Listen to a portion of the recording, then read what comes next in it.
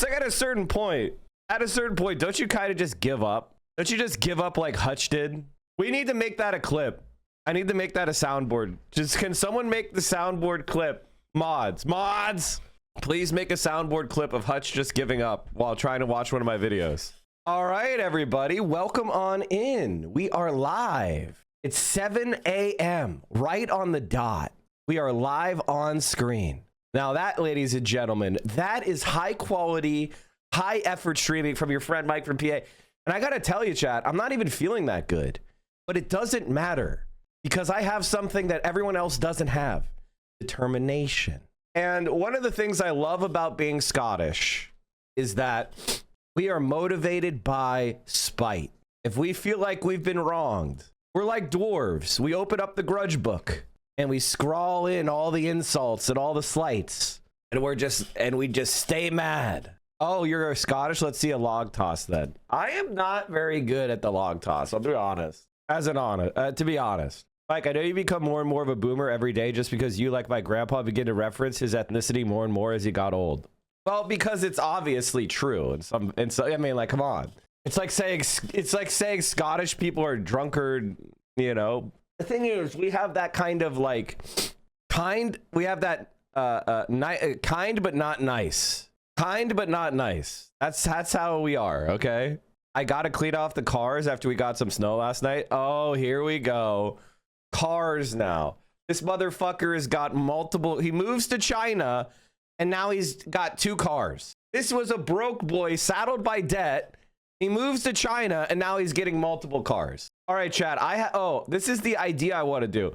Listen, I've loved the opening music playlists over the years, and it has been fun. And I'm not saying we're going to completely eliminate it, but I've been thinking, what if during the opening we played the most recent YouTube video? I'm realizing that I've got to get my YouTube, flowing. I got to get my YouTube growing.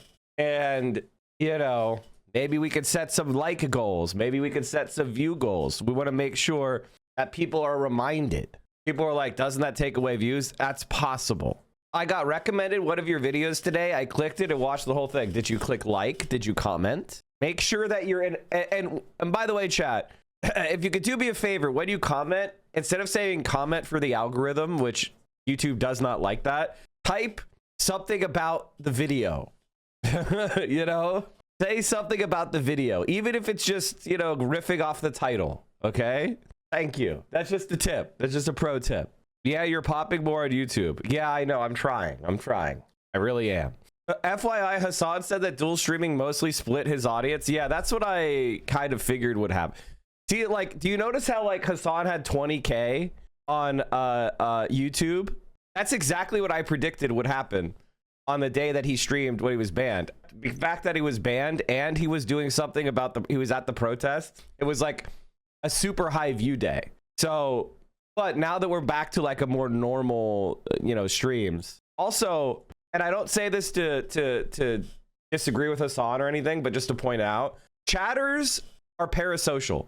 If you're doing content where you're not talking to the chat, they get mad and they like people leave. Even if the content is like better than the normal content, it's very fucking weird. So you're constantly balancing like, okay, do I want to do this content that's like really good and interesting versus do I want to have people leave? Every time I checked, he was up to like 50K total, which is higher than he's been. Yeah, that's true. I mean, I think on net, he had a bigger audience, but it's, the way Twitch works is it's like, if your number isn't going up, then people are fucking annoying as fuck. Do I use any products for my hair and beard? I use some for my hair. I need to use more though. That's really what I need to be doing. I know his hand was bad. Yeah. Anyway, welcome on in, everybody. We are in, what day are we? Is this day 14 in a row? How many days in a row have we been going? I'd have to check, but I'm liking the new old schedule. I used to stream 7 days a week, chat. 2021, 7 days a week. 7 days a week. Now, I don't want to go 7 days a week, to be honest with you. I've been trying to I've tried to do this thing where it's like, if I hit certain numbers during the week, maybe I could take like Saturday off, but if my numbers during the week are like not quite hitting the goal, I feel like I need to stream more, It's not for anything in specific. It's just like kind of a mental goal making. You know what I'm saying, chat? You want to keep those goals being made. All right. So what are we talking about today? The funniest shit happened. So Emiru scandal is growing. More like, honestly, it feels like woke is back. Everybody is shitting on Emiru. Like, woke is back at like, I'm seeing people I've never seen popping off on Emiru. Like, the backlash against Emiru is fucking crazy. I haven't heard shit about it. Is this just a slop stream now? No, this is actually really important. JD Vance and Javier Milei are now retweeting Asmongold. You know, the president of Argentina and the vice president of the United States. I'm sorry, is that slop? You know, they went on Aiden Ross's stream and XQC's stream. Like, is it propaganda? Is it slop to cover my own platform's politics? Like, is that slop? Or are you fucking boomer? And you got psyoped by some mod who gets mad that the content isn't what they want it to be on a specific day and it's wrong about politics. You know what I mean? When the pigs run the country, covering the news is going to be muddy. I mean, it's one of those things where it's like, internet is real life. The internet is real life. You just need to accept that fact. And the dumb fucking morons that we hate are now relevant to politics, which is also kind of good news because it means I'm more relevant for politics. It means Hassan's more relevant for politics. And that's actually how we get out of this mess. We actually get out of this mess is if people like me and Hassan have more influence. And she tried to do this like apolitical Andy shit and it just flopped. It just flopped. And it was like embarrassing. People are fed up with the like fascist, the apolitical. Oh, I'm apolitical, but I only yell about left wingers. They see through that shit now. Mike, have you heard this new song by our #1 MAGA musician? What the fuck? Kirk was a Nazi, then they celebrated after they killed him. They tried to tell us that Black Lives Matter and that white people have always been villains. They burning flags in the streets and they scream at police, taking illegals to prison. They got rainbows on their bedroom walls and they swear to God that men can be women. They're scrolling through their TikToks to get the news. They heard that Trump's a Blake 1488. Yoink! If you're the chatter that I stole that from, jump in the replies and say, stolen joke. The chat's joke. I don't know who deserves credit for that, but it was a chatter in Hassan's chat last night. You stole from someone else and then you're saying yoink? What are you, an American? Do I follow this person already? Right? But it's like, if you need a streamer who doesn't even know anything about politics to tell you about politics, you probably... Like, there's a certain extent where I'm like, okay, sure, I get people wanting fake content creators to, like, say their opinions on, like, important topics. I get that, right? But it's like, if you need a streamer who doesn't even know anything about politics to tell you about politics, you probably just need to, like, get off the internet, like, just stop, like... Or, if you're a 28-year-old woman who lives in the United States of America and you don't know anything about politics, maybe you should get off the internet and pick up a book. When people ask their favorite streamers or content creators to talk about the current political climate, things that are happening in this country or in the world, they're not asking you to create a PowerPoint presentation or present a whole dissertation. They're asking where your ethical and moral values lie. When people are asking you to talk about ICE, they're not asking you to create a whole research project on when it was formed, who serves on their board of operations. They're asking you to talk about the shit that's happening recently with ICE killing US citizens and detaining people. If other streamers, video game streamers who are in the same circle as you were able to speak up against ICE, what's your excuse? I promise you that no one is looking to you as a political news source. They just want to make sure that you aren't aligning yourself with state violence and fascism. And your viewers have a right to know that. Viewers of any streamer, of content creators, especially if they send you money, they have a right to know what your political views are. If I found out that my favorite actors, actresses, content creators supported Trump, supported Zionism, supported state violence and ICE, I wouldn't want to support them. And while you may have avoided directly answering that question, you already gave away where you stand, which is unsurprising considering the kind of people you're friends with. But circling back to my first point, if you are an adult, if you are someone who votes and pays taxes, and you claim to not know anything about politics, maybe you need to change that. It is not a flex to be misinformed. It is not a flex to be politically illiterate, especially in the country that you're living. Actually, it's very important that she's totally right about this, but it goes even further. This is actually a fascist tactic. They know that they can't persuade people with sound argument. All they could do is intimidate people and disconcert people so that, you know, a lot of soft-hearted people go, well, I just don't care about politics because it's so, you know, it's so painful to look at politics, and it's the easy way out, and it helps fascists continue to exist because they're not getting any shit. When Asmongold says, I want to kill these people that are protesting ICE, and then Emiru raids him and games with him and promotes him, she is promoting fascism by promoting him. It'd be one thing if that entire group was completely apolitical and said nothing about politics. Nobody would fucking care. But she's actively propping up, supporting, hanging out with, befriending, I guess dating maybe is the rumor. I don't know. I don't think that's actually happening. I mean, it's like a Discord kitten shit, not actual dating. Nobody wants to date that motherfucker. Like, he's disgusting. Like, imagine the, oh god, never mind. I'm not even gonna get into it, but the infections that he's brewing on his skin. And it's like, the reason why people are like, what do you support? Because they realize that we live in a world right now where being on the sidelines is not viable. Being on the sidelines is not viable anymore, and they don't want to be supporting anybody who supports ICE. So if you refuse to say shit, people are going to assume that you support ICE because that's the only, like, why wouldn't you say it's wrong if you have any moral compass? So you must support it. You're just afraid to say anything because the vast majority of people are against it, and you're being a coward. And I don't know about you, but I don't want to support that kind of shit. I don't want to support fascism. And if we're wrong, come out and say so. Should people also not be critical of Esfon, though? He's from the same group, and I don't know his stance on this stuff either. God, that's such a good point. That's such a good point. Did I murder it? Did I delete this? I may have deleted the clip.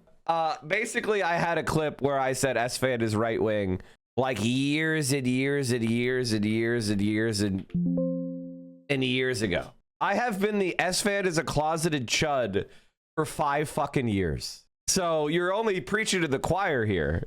How is he right wing? The entire WoW Classic movement was steeped in pro-Trump rhetoric, memes. He had a giant Trump cutout behind him, and he never said anything negative about Trump or the Republican Party at any point. I'm not saying everybody who plays WoW is right wing. I'm saying that the WoW Classic movement that he helmed was completely full of pro-Trump shit, and it was fucking weird. Make Azeroth great again, etc., etc., etc. S-Fan said that Stay Safe TV / Matt Morse isn't enough. Yeah, Stay Safe TV, literally SS TV, like, was a close friend of his. It's like, come on. And I'm not even trying to attack WoW players. I think there's plenty of WoW players that are not like Asmongold. But S-Fan is not one of them. He is, and he's in the same org, and he's been, like, you know what I mean? They've been allies for years and years and years and years. And he, again, has he said anything?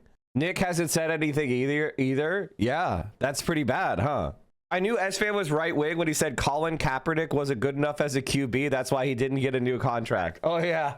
There are like 5 good quarterbacks in the league at any one point. You're like, yep, Colin Kaepernick, he was really bad. Anyway, it is what it is. Don't distract me from making fun of Emiru, because the reality is, bro, your friends are all fucking pedophiles and sex criminals. What does that say about you? I mean, listen, any of us could have a single friend who was a freak, who did shit that we didn't know about, and you find out about it and you distance yourself from the person and you say, hey, I don't support that. That's gross. Like, for example, that happened with Law Overruled, right? Lalo Overruled. He was acting weird toward women, and he got excommunicated immediately. We denounced him. We weren't quiet about it. We said, this guy's fucking weird toward women. And that is the reality. I bet it's all the terrorist apologist streamers. Terrorist apologist? Who's the terrorist apologist? Anybody who supports the American military in Israel? We talked about the Contras yesterday, and they did 1,300 terrorist attacks. And the daughter of one of their leaders is now a liberal darling. Who are we kidding with this terrorism garbage? Who are we kidding? This is also why, and this is very important, don't let your enemy tell you what not to do. Don't let your enemy tell you what is a bad strategy or what is a good strategy. Oftentimes they're telling you not to do something that works really well. I hate your movement, but let me give you advice on how your movement can win. I just followed Emmy, never watched her before. Damn, that's pretty dickless of you. Sounds like the typical Asmon fan. Also, I don't believe you, obviously. So this is a funny fucking, speaking of Asmongold, this is a funny as fuck clip that I saw, which is this shows you how much of a dumb pussy Asmongold is as an individual. Seemingly being botted much more heavily. Yes. Don't want to start a witch hunt, but the This is Asmongold's viewers. So Twitch bans bots. Odd. What happened? 7K viewers, 9K viewers. What happened? Odd. Hey. data is interesting. Go see for yourself. I did that. And then links Twitch tracker, which you can see for yourself. And people are scrubbing through with a fine-tooth comb, taking a peek at these big drops in viewer numbers. And right now, the findings are still pretty early because this has only been in effect for like you only have 3 days, 2 days. There's not enough data points to really draw a consensus, you know, for like where things are going or where they are. But he's right. 2, maybe 3 days now. So it's still like very fresh data. This shit's straight out of the oven. But people are noticing that some of the biggest channels being hit were affiliated with orgs. So like XQC mentions, like some org-affiliated channels were, in a lot of cases, the recipients of some artificially boosted numbers, as evident by a huge drop in viewer numbers. Oh, Charlie, you're such a pussy. Just say the names. Just say who it is. Just say it. Just say the number went down. That doesn't mean that they did it. Just say the number. Like, why is he... Just do it. Is this the reason why people like him and hate me? It's because I'm the one that's the asshole? Over the last couple days out of nowhere. Namely, OTK. So he's whining and bitching. Oh, Charlie's a pussy. He won't say the name. And then Charlie immediately says OTK. He immediately says OTK. So is Asmund going to go, well, I was wrong. It looks like he is not a pussy. What the fuck? Why would he say me? I hate this guy. Oh my god. What a fucking asshole, bro. Like, you gonna call me out like that on the video? What a dick. Huge drop across the board for most of the channels that have gone live over the last couple days. This is bullshit, man. Another channel people have been paying very close attention to is Asmongold's. He's one of the biggest... I love how he was accurate in not categorizing me with OTK. Good one. Streamers in the world, seemingly being botted much more heavily. Fucking owned. Completely fucking owned. You know, Moist Critical is an example of someone that I've been very critical of over the years, but who's now stepping up into manhood and, you know, going, hey, I've tried to be apolitical in the past, but I just can't be apolitical anymore. I gotta tell you how I feel. And I may not agree with him on everything. I think he's got uninformed takes about a lot of shit, but at least he's standing on business. At least he can see the way the wind, like, you know how a lot of people talk about content creators as windsocks? And I agree, that's kind of lame. But you know what's more lame? Being an absolute pile of shit. At least if somebody's a windsock, they change based on like sentiment. Being a pile of shit who never changes, no matter what evidence is brought before you, is really funny. Lost the debate to a recording. And everybody, so here's the thing about Asmongold. He bots like crazy, as does everybody at OTK. But Asmongold's viewership is also is at a large part non-American. So you have a lot of bots and a lot of Eastern European, you know, incels who don't actually have any connection whatsoever to America and are just LARPing as right-wing Americans. So when you talk about actually politically relevant people in America and compare, say, Hassan to Asmongold, Hassan has him mogged by at least 5 or 6 times. And that's what all the numbers show on in the polls, by the way. I just followed Emmy, Chatter's logs from the Roach's Den. I found the frame where the bullet is in on that slow video. It happens when they all jump. Watch the there is a slowed down video from Green Beret nap time. Watch the officers run before they shoot some of them. The bad guy must have done something. I guess you were justifying the shooting of Alex Preddy. You guys were justifying the shooting of Alex Preddy, who was disarmed and down and not moving and was attacked for no reason, illegally, by the way. Watch the first video again, not the new one from Nick Sorter. It shows agents running for their life before somebody shoots the man. He clearly brandished a weapon.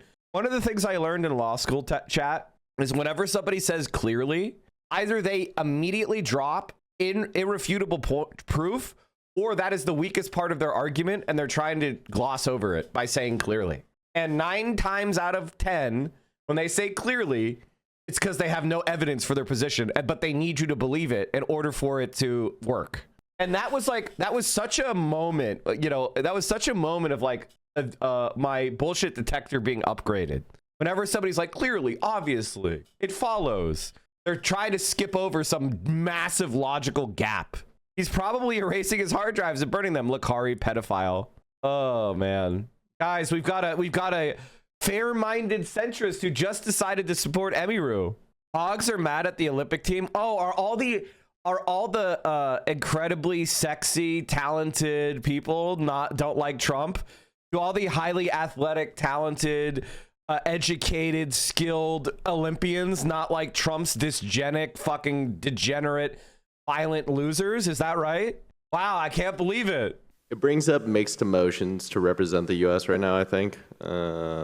It's a little hard. There's obviously a lot going on that I'm not the biggest fan of, and I think a lot of people aren't. If it aligns with my moral values, I feel like I'm representing it. Just because I'm wearing the flag doesn't mean I represent everything that's going on in the U.S. So yeah, I just kind of want to do it for my friends and my family and the people that support me getting here. It brings up mixed emotions to represent the U.S. right now, I think. Completely owned. Completely fucking owned. And by the way, these are skiers, all right? And you know, if there's any group of people that is like more likely to be a Republican than the rich as fuck skier guys.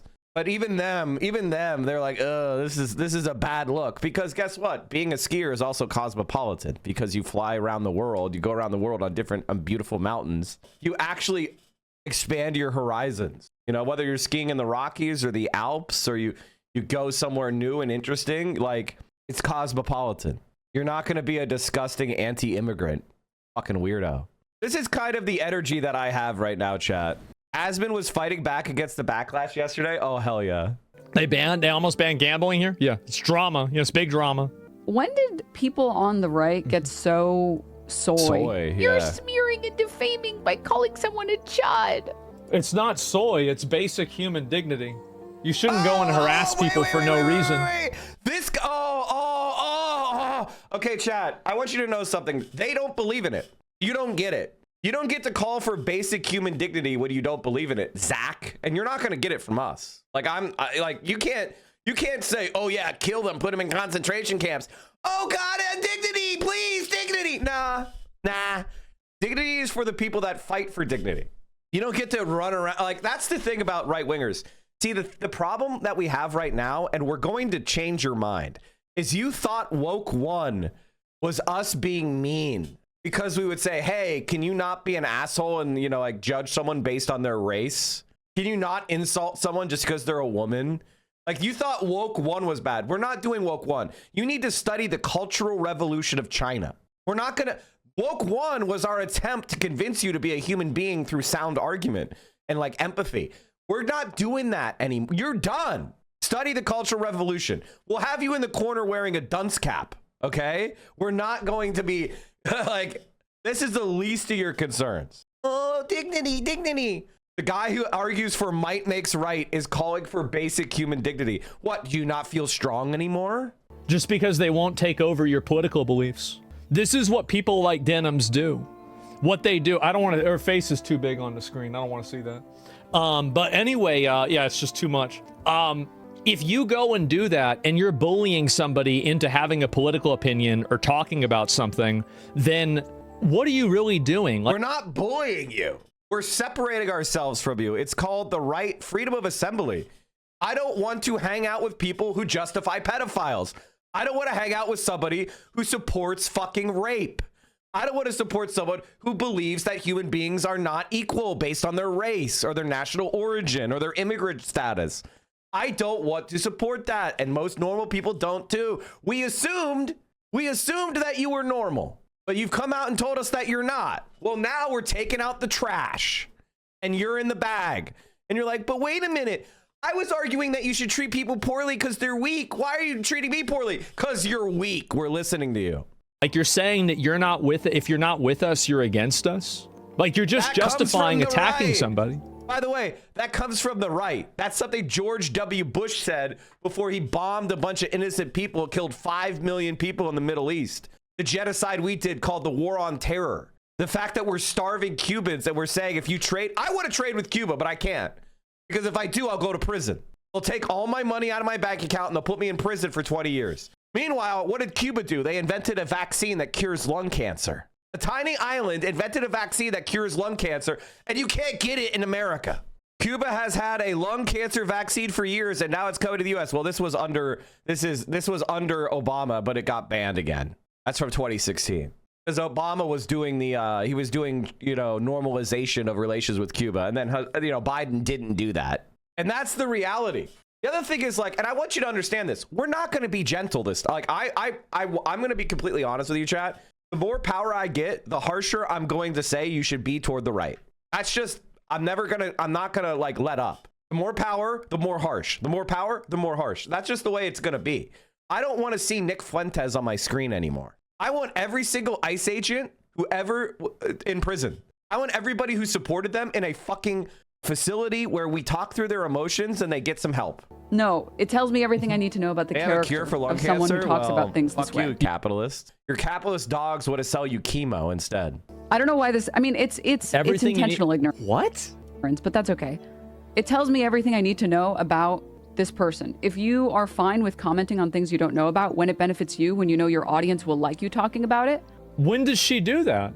Well, for a good example of that is she said that Ethan Klein's lawsuits were good. Emiru said Ethan Klein's lawsuits were good, even though she's a fucking worthless React streamer, right? Like, you people, like, all of you react so much worse than every other React streamer. You're like legitimately fucking worthless. Sit in the corner making faces, React streamers, if we're even lucky enough to see you make a face. But she was out there going like, yeah, it's good that Ethan Klein is suing Denims and Frogan. It's good that she's suing Casey Tron. Fuck you. Or he's suing them. That didn't even happen. Did she have a law degree that I missed? Did she go to law school and I miss it? It literally didn't even happen. Like, what do you mean? Oh my God. That's one thing. But then for you to use an opportunity or ignore an opportunity where you could talk about something, maybe your audience doesn't like it, maybe you could educate them on it a little bit. Educate them on it. This is my favorite word to see people like her use, because this idea of educate implies some sort of intellectual superiority. I'm going to help you out, Asmongold. When somebody knows more than you, their knowledge of a thing is superior to you. Now, that superiority isn't innate. They aren't superior by birth. They're innate. They're superior by material conditions. And you can end that superiority by learning, by reading. Like, if I read a book and I know more about a subject than you, I'm superior in my knowledge than you. But if you read that same book and you comprehend it at the same level, then you're now my equal. Isn't that great? You too can become an equal by learning, you fucking subhuman. You are a disgusting fucking worm. And I want you to know, we will have no mercy. There's a new type of left forming, the actual far left. You've never seen us before. You don't even really know about it. I mean, you probably think you do, but you don't. You don't actually. You are in possession of this, unique knowledge that nobody else has, and I have to bestow upon. Okay, that's not what education is. What? Asmongold is so scared of reading a book, he thinks knowing anything is like being godlike. Bro, she just read a book or read an article, man. Or she had experiences. And she combines those, like, it's not that hard, brother. It's not that hard. Like, listen, if you're a video game streamer, the probability that you have to educate your audience on a real... Bro, that's you! You're saying your entire stream is pointless! He's saying his entire stream is pointless! Why don't you just... yourself by taking a break, retire, listen to yourself. Did my mic cut out? I was saying, why don't you listen to yourself? World issue is really fucking low. Like, do you really think that all these people that play video games for a living are going to understand politics? What is this? Not all of us are uneducated. Hassan, myself, Denims, we have college degrees.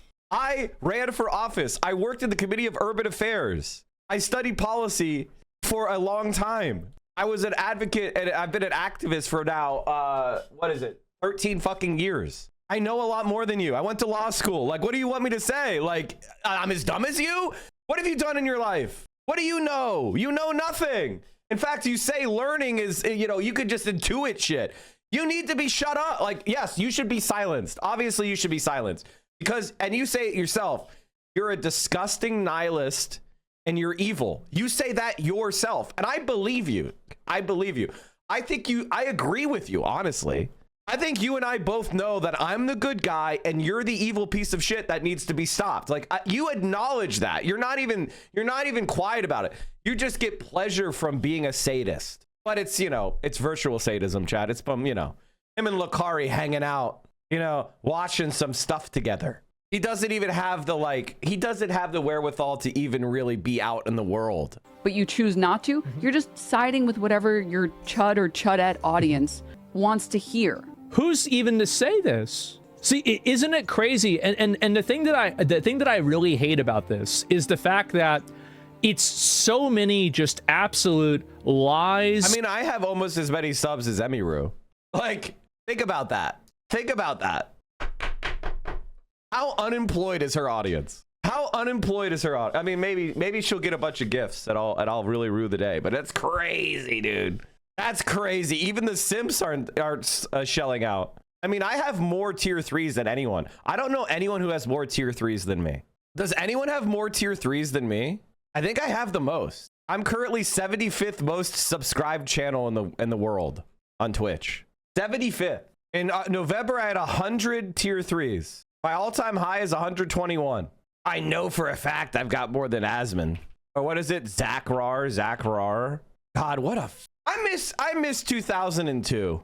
I do miss 2002. In some ways, I really do miss it.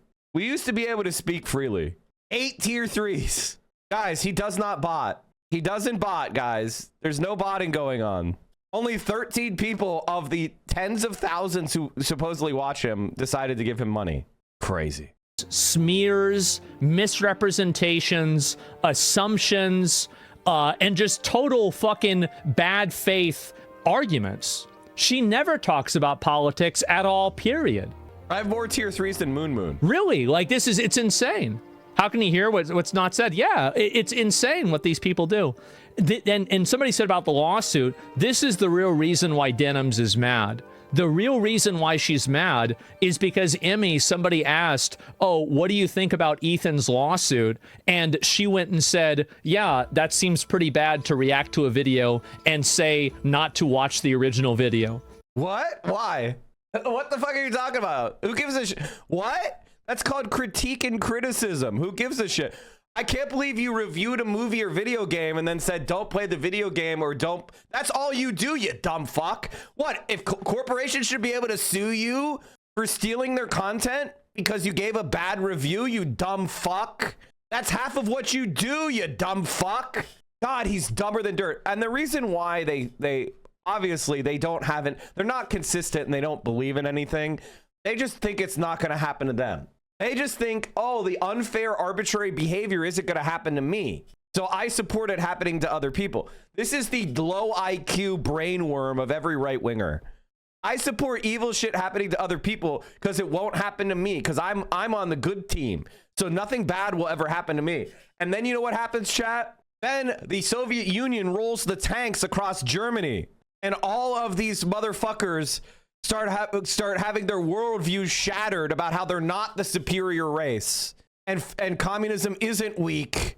And you know what they do? They fucking kill themselves in mass. Now, I'm not saying Asmongold's going to kill himself. I'm just talking about the mass suicides in Nazi Germany because all the fascists couldn't accept the reality that they're inferior, that communism was better than fascism and beat its ass when they fought head to head, face to face. The fascists got smashed. That's literally all she said. And who's in that lawsuit? Even Russia figured out communism didn't work. No, they didn't. What happened is a dumb fucking rube became president, became leader of the Soviet Union. He was a dumb rube and he believed American propaganda and he thought he could do some reforms. And instead, America installed a pedophile alcoholic scumbag by Yeltsin and they destroyed the country. You know what happened in all the places that used to be the Soviet Union? They got fucking destroyed and they still haven't recovered 30 fucking years later, 40 years later. That's what actually happened. Meanwhile, in China, they did some reforms, but they kept the Communist Party and now it's the fastest growing economy and society in human history. Almost like that wasn't it. She's right when she says most streamers are not qualified to talk about politics. Okay, True. Here's the thing, dude. You actually don't have to be qualified to talk about You don't have to be qualified to repeat my opinion to me. Is this right? politics to say fuck ICE. It's not. Of course you do. It's not your position to say that. If somebody doesn't understand politics or what immigration is, why would they be expected to say something about immigration? This is the same purity testing.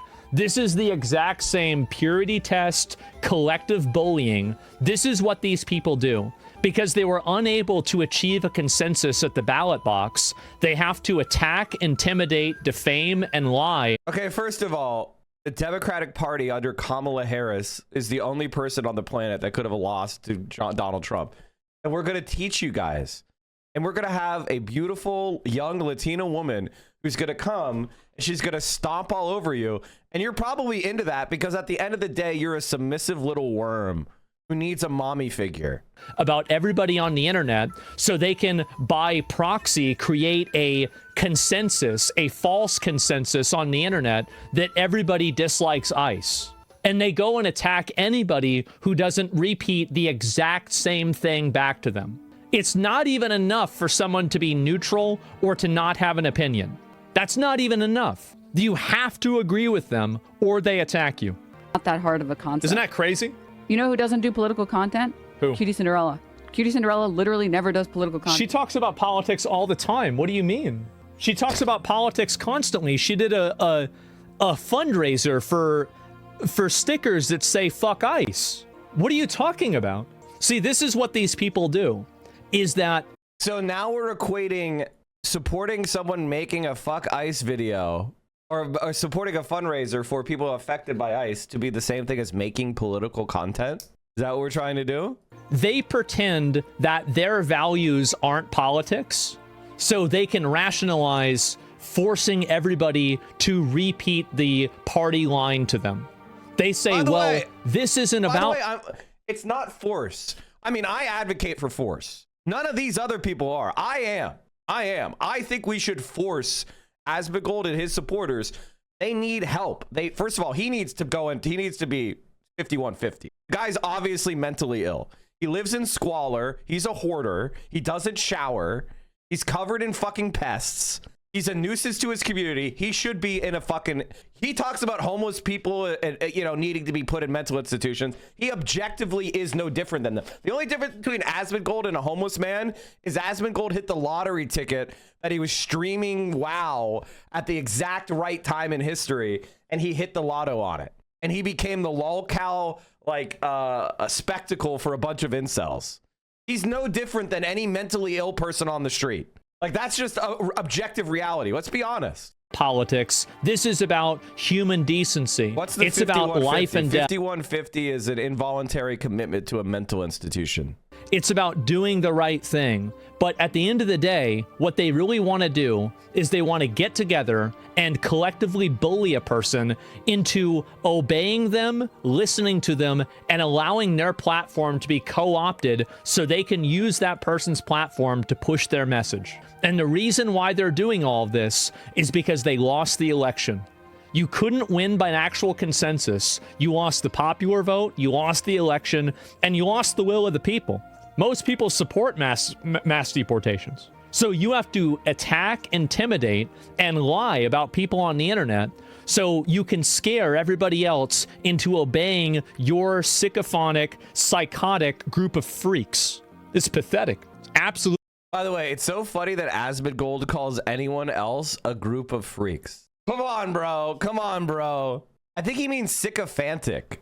He's such a fucking illiterate, dude. God damn. Shut the fuck up. Absolutely pathetic. And even she's capable of saying fuck ICE.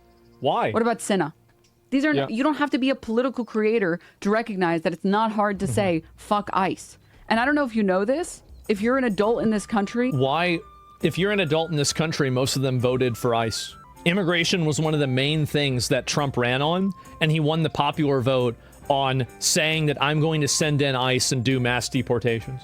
This entire, and this is the exact same thing that they did during BLM, is that they created this peer pressure where as soon as anybody goes out and doesn't immediately repeat the party line back to them, they assume that this person is the worst, most bad faith, bad actor person, and then they just make up lies about them.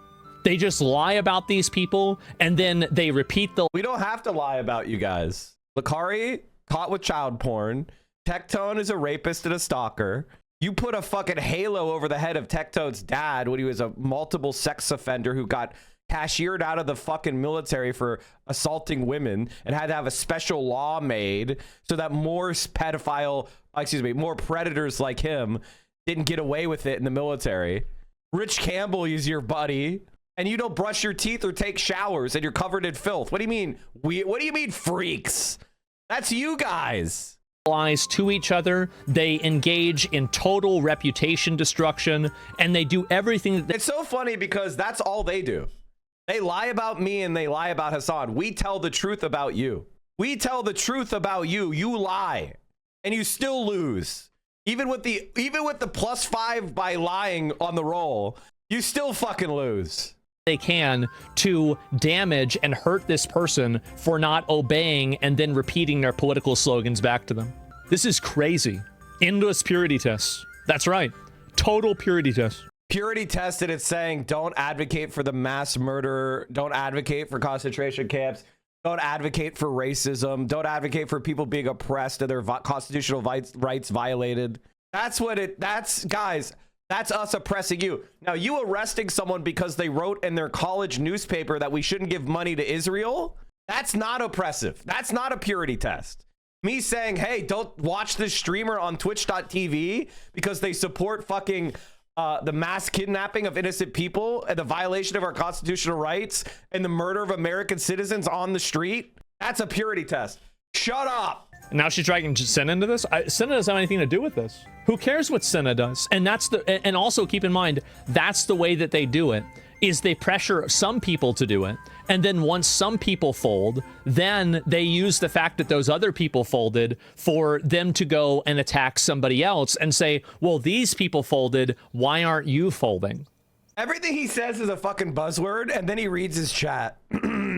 Everything he says is a fucking buzzword. There's never an argument. I get tired of watching Asmongold because of how vacuous it is. How completely vacuous it is. There's nothing to it. This is the way that they wield power, through the force of basically consensus. And it's a false consensus. They're attacking her for not conforming to the groupthink. And also what I think is very ironic about this is that Emmy probably agrees with them. She just doesn't talk about politics on her stream. It's like they're so defeated. They're so defeated that they have to claim they agree with us now.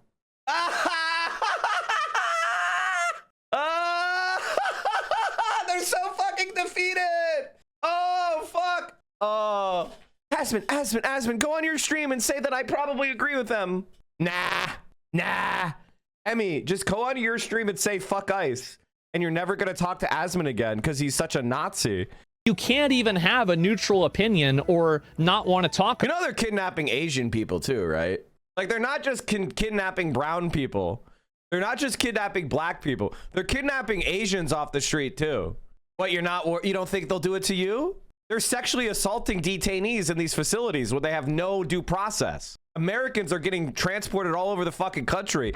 They can't get the what's called habeas corpus. Now, I know you've never read a book, Emiru and Azagold, so I'll explain to you what habeas corpus is. Habeas corpus is a motion you can make in federal court. It's Latin for present the body. In other words, the government has control of someone and we don't know why. It's not legal. Can the court order that they be released, or the government provide proof for why they're detaining them? It's called habeas corpus. So when you don't have due process, then Americans can't use their habeas corpus rights, free themselves from an unlawful detention, and they do it according to race. Dumb fuck. They go, you're brown, you have an accent, you're not white. I think you might be an immigrant. Do you have your papers? And then this is the really scary part. People have presented their birth certificate, and the fucking guys go, I think this is fake, and arrested them anyway. So just being legal and having your papers hasn't been enough. About this. And the main thing that I don't like about this the most is that the reason why I don't talk about certain issues is because I don't feel like I'm informed on that issue, and I would rather. Bro, you're not informed on literally any issue. You're uninformed on every fucking issue. What are you talking about? You're uninformed on every issue. As someone who's working closely within the federal courts, 90% of judgments I've seen come through are TROs against the government. Those are temporary restraining orders. And to release the petitioner, the judges are fed up. Yeah, well, I'll believe that when they actually start arresting ICE agents with U.S. Marshals. Rather leave the space open for somebody else who is informed to take that place. Like, what the fuck are you talking about? Who's informed, you fucking coward? Who's the intelligent chud that we should all be listening to? You're the biggest chud, you uninformed fucking dope. You supported the genocide in Gaza. You supported the intervention in Venezuela. You support concentration camps for ICE protesters. What's the informed right-wing opinion, you fucking worm? For example, like, I don't really talk a lot about, like, you know, who's Somebody right and wrong, and, like, you know, these, Somebody like, give me the clip about how he says he never reads books. like, Iran is a pretty easy one, right? But, like, in other Middle Eastern conflicts, like, I don't try to get into the weeds about, like, who's right, who's wrong. Why is Iran easy, you uneducated dope? Nobody goes into these dumb wars in the Middle East and goes, we're gonna get in a quagmire. We beat Iraq's military relatively quickly, and then there was an insurgency, and a bunch of American soldiers got their dicks blown off by improvised explosive devices. You stick 100,000 American troops in Iran, they'll be coming home in fucking garbage bags. They'll be blown to pieces. To read articles outside of Twitter, how can you shamelessly tell others to read more? I don't need to understand whatever article you want me to read. All I need to understand is human psychology and incentives. And incentives and human psychology are the deciding factors of how people will behave. I don't need to read your little special book or your Wikipedia article or anything else besides that. None of that stuff matters. What matters fundamentally is how do people act, how do people think, and how do people respond to incentives. If you can understand that, then nothing... Isn't it so funny how dumb this fucking rat is? This is medieval peasant brain. This is cut open the rabbit and see if its entrails have tumors. And if they do, that means we're gonna have a bad harvest season. This is the type of mentality that kept human beings in dark ages for thousands of years. Literal peasant brain. And we broke out of this kind of mentality, and it was very, very hard to get out of this kind of mentality. It took centuries of effort to finally break out. This is like generationally dim-witted. This is something that, if it spreads, will actually kill us. The reason why so many of us have lives where we can afford to eat food, even though we don't do any farming, is because of technology and knowledge that was developed through actual learning and science. This is beyond peasant brain. This is honest to God, virulent stupidity that's going to kill people. God, he's so fucking worthless, man. Nothing else matters. It's pretty simple. God, he's such a fucking dumbass. And chat, it's not that hard. Chat, how do we get Wake to move to LA? Abandon Texas, Wake. It's fucking over, man. Abandon Texas. Point is that, like, yes, hold content creators accountable if you believe their silence to be complicit in the degradation of the world, but also it's their prerogative whether or not they choose to speak on it, right? So I hope that everyone, as someone who, you know, stands firmly in the camp of fuck ICE, and I would love to see that fucking Gestapo get dismantled, I would love for everyone to speak ill of it because I think it's good. But I also understand that as someone who's lost money due to speaking out on things, I understand why people don't do it. Well, here's my counter. I love Wake. Let me just counter argument this by saying people should lose money for being right-wing chuds and being cowards.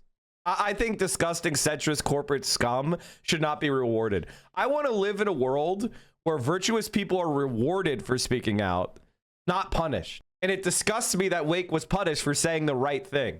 That's capitalism in a nutshell. They promote people that are sociopaths, and they step up people that say the right thing and do the right thing. We're going to fight against that. We're going to make it different. We're going to stand outside of the market, and we're going to say, fuck you. Nobody watch this scumbag. They're a Nazi. We're going to punish you. We're going to make your line go down. At the same time, I encourage everyone to do it all the same because there are a few things that, will stick with you forever. And it's... Mike, has crime gone down? Crime has been going down for decades. The crime went down fastest in places that are ruled by socialists, namely the Philadelphia DA, Larry Krasner, is the most left-wing DA in the country, and he has seen murder rate in Philadelphia fall faster and lower than any other city in the country. The other place where violence is going down is in New York City under Zoran Mamdani. So if you want murder to go down and crime to go down, you need to elect far left candidates. You know, what it is you chose to stand for, right? Point is that, like, yes, hold content creators. Now, look at this chat. This will close out our Asmongold shit, and then we'll move on to something that's a little bit more interesting. Which is, look at Asmongold talking about harassing small streamers for not supporting ICE. Well, people get mad and they talk shit about this, but at the end of the day, I'm glad that more people are starting to speak up against it. And I'm glad that, I'm going to be honest, I'm glad that more creators are getting hate on social media for not supporting ICE and for making virtue statements against ICE. I think that content creators need to deserve, I think they deserve, and I think they need a lot more hate, and they need a lot more pushback for being able to virtue signal about how bad ICE is. I do. I'm really glad to see more people speaking up against it and, you know, taking a stand for these weirdos, right? Especially streamers. I want to see it happen a lot more. Well, Emiru is a good place to start, you fucking little bitch. And we're going to come for all your little friends. You think it's bad now? It's just starting. It's just starting. You fucking parasite, hypocrite, scum. I mean, of course he's a hypocrite. Of course he's scum. Of course he's lower than low. He doesn't believe in anything. What a pathetic worm. On October 16th, 1859, John Brown and nearly 24 slaves seized the armory at Harper's Ferry in West Virginia, hoping to use its massive arsenal in the struggle to end slavery. Captured and brought to trial at nearby Charleston, Brown was found guilty of treason. 1 month before his execution, he addressed a courtroom in Charleston, West Virginia. I have, may it please the court, a few words to say. In the first place, I deny everything but what I have all along admitted. The design on my part to free the slave. I intended certainly to have made a clear thing of that matter, as I did last winter when I went into Missouri and there took slaves without the snapping of a gun on either side, moved them through the country, and finally left them in Canada. I designed to have done that same thing again on a larger scale. That was all I intended. I never intended murder or treason or destruction of property or to excite or incite the slaves to rebellion or make insurrection. I have another objection, and that is, it is unjust that I should suffer such a penalty. Had I interfered in the manner which I admit, and which I admit has been fairly proved, had I so interfered in behalf of the rich, the powerful, the intelligent, the so-called great, or in behalf of any of their friends, either father, mother, brother, sister, wife, or children, or any of that class, and suffered and sacrificed what I have in this interference, it would have been all right. And every man in this courtroom would have deemed it an act worthy of reward rather than punishment. This court acknowledges, I suppose, the validity of the law of God. I see a book kissed here, which I suppose to be the Bible, or at least the New Testament. That teaches me that whatsoever I would that men should do to me, I should do even so to them. And it teaches me further to remember them that are in bonds as bound with. I endeavor to act up to that instruction. Now, I say I am yet too young to understand that God is any respecter of person. I believe that to have interfered, as I have done, as I have always freely admitted I have done, in behalf of his despised poor, was not wrong, but right. Now, if it is deemed necessary that I should forfeit my life for the furtherance of the ends of justice, and mingle my blood with the blood of my children, and with the blood of millions in this slave country, whose rights are disregarded by wicked, cruel, and unjust enactments, I submit, so let it be done. And John Brown was murdered.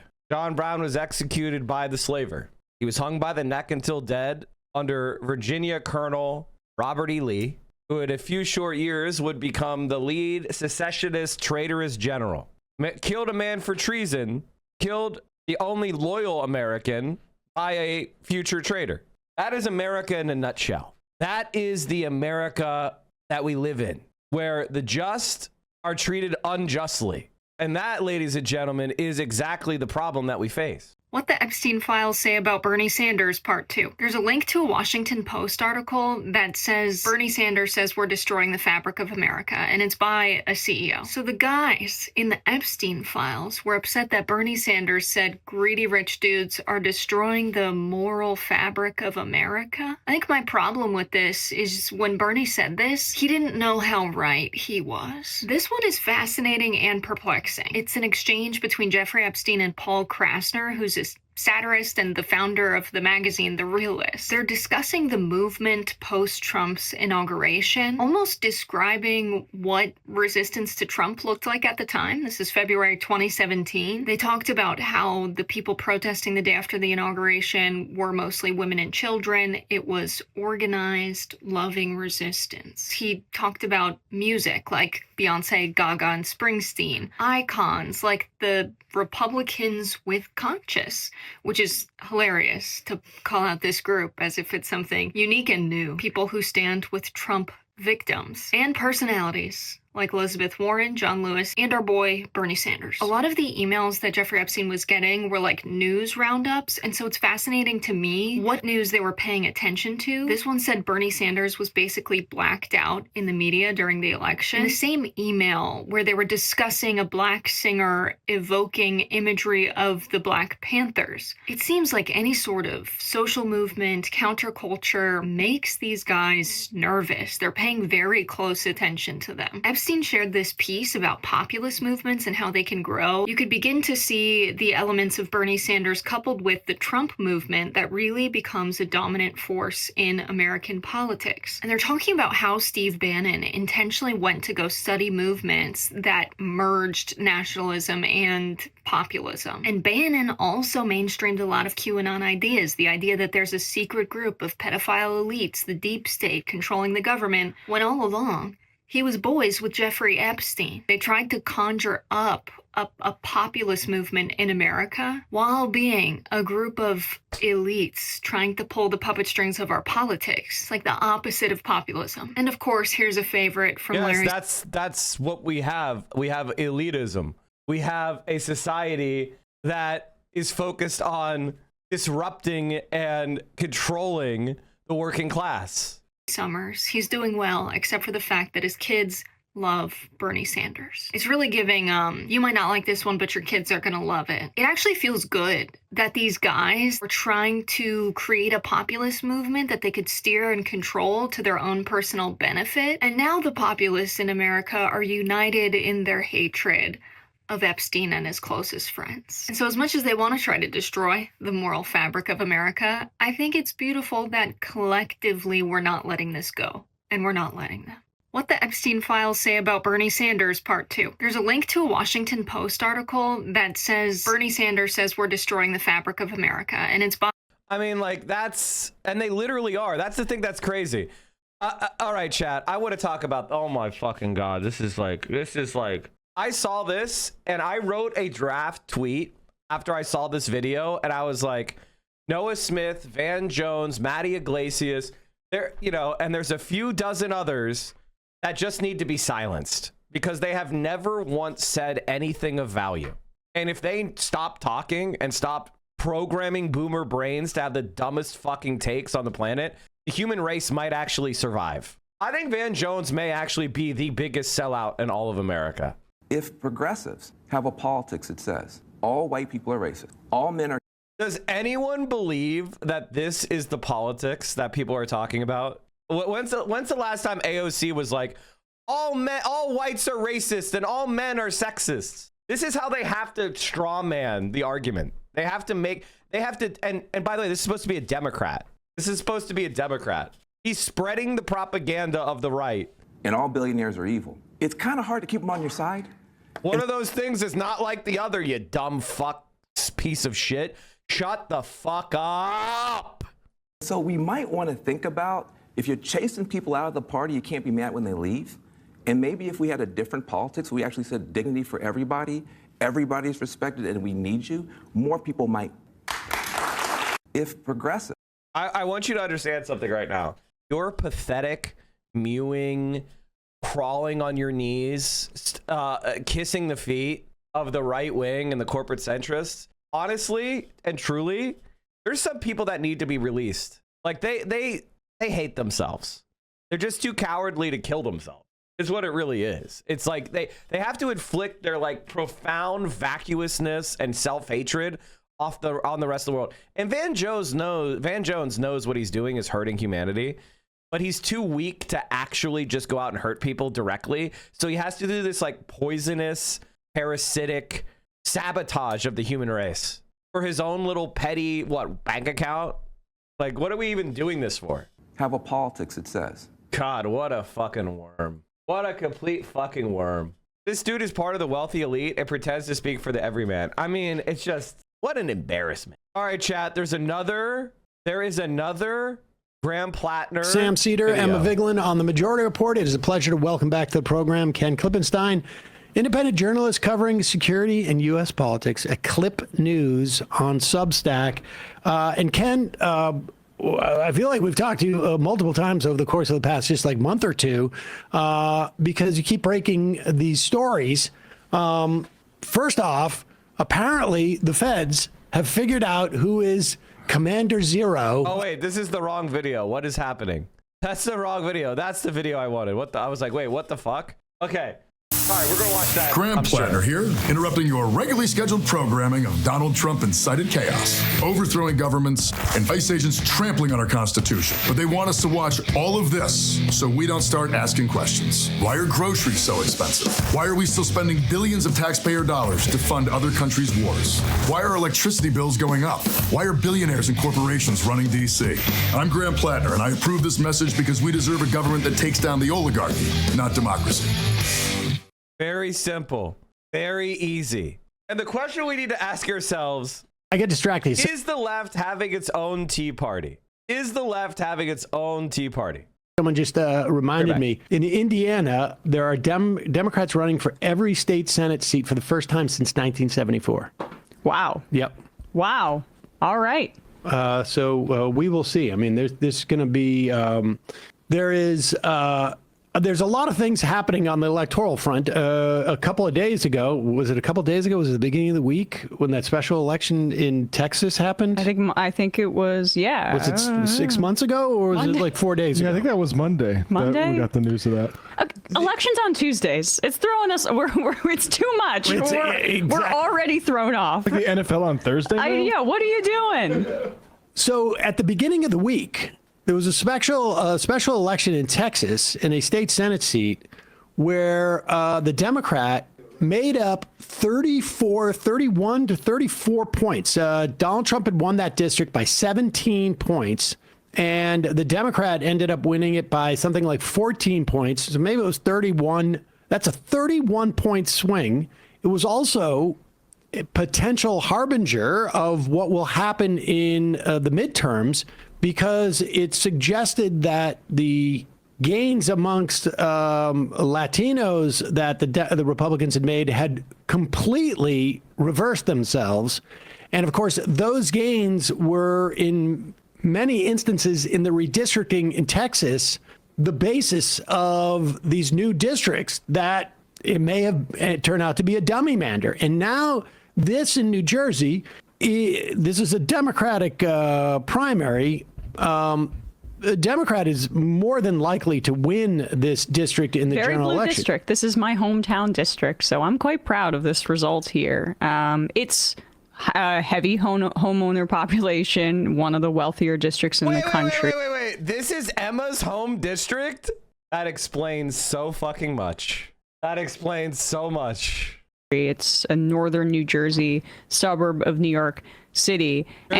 There's like maybe 3 districts or 4 districts that are richer than this. This is like New Jersey's ritziest district. And this is Mikey Sherrill's old district, and now that she has become the governor of New Jersey. A Dem won a special election landslide at a Trump plus 13 district. Louisiana State House 60 jungle primary. Chastity Verrett Martinez, 62%. Brad Diagle, 38%. These are the most quintessential Democrat and Republican names I've ever seen in my entire fucking life. I have never seen more quintessentially American political names that line up with the parties. Chastity Martinez and Brad Diagle. I'm pissed the DSA skipped the Jeffries primary. Yeah, Zoran and the Socialist majority guys in New York are just, they're massively undershooting their goals.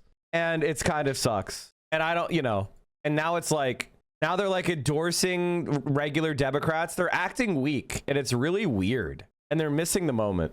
They had to hold this special primary. So this is the primary here. And we have the results. Over 90% of the votes are counted. There's still some ballots that need to be counted. But it's razor thin margins. Mejia, the progressive candidate, the WFP candidate, former Bernie 2020 organizer, endorsed by AOC, endorsed by Bernie, Warren, among others, is now ahead by around 600 votes. And there were a bunch of outlets that called it for Malinowski really early on in the night. And she had this late surge. Well, we should tell people who Malinowski is. Yeah. Malinowski is a former congressman. Here, leave that up. Malinowski's a former congressman, a moderate, I think you could say. Definitely, yeah. And by moderate, sort of like a corporatist, conservative. I mean, however, and he had been a very faithful, and this is sort of like maybe the icing on the cake. It is a 5-way race. And Malinowski was certainly favored. I mean, significantly. Significantly. I think.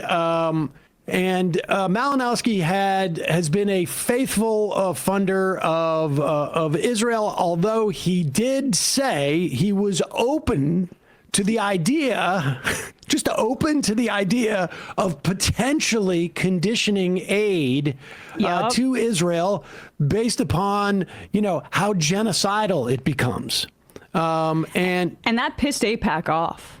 And they wanted apparently to make an example out of him, saying, like, you could be 95% of the way that we need you to be in terms of lockstep genocidally voting or whatever. But if you're not 100%, Jeffries now has a negative 25% net favorability rating. I know he would have been defeated. If we actually challenged him, he would have been defeated.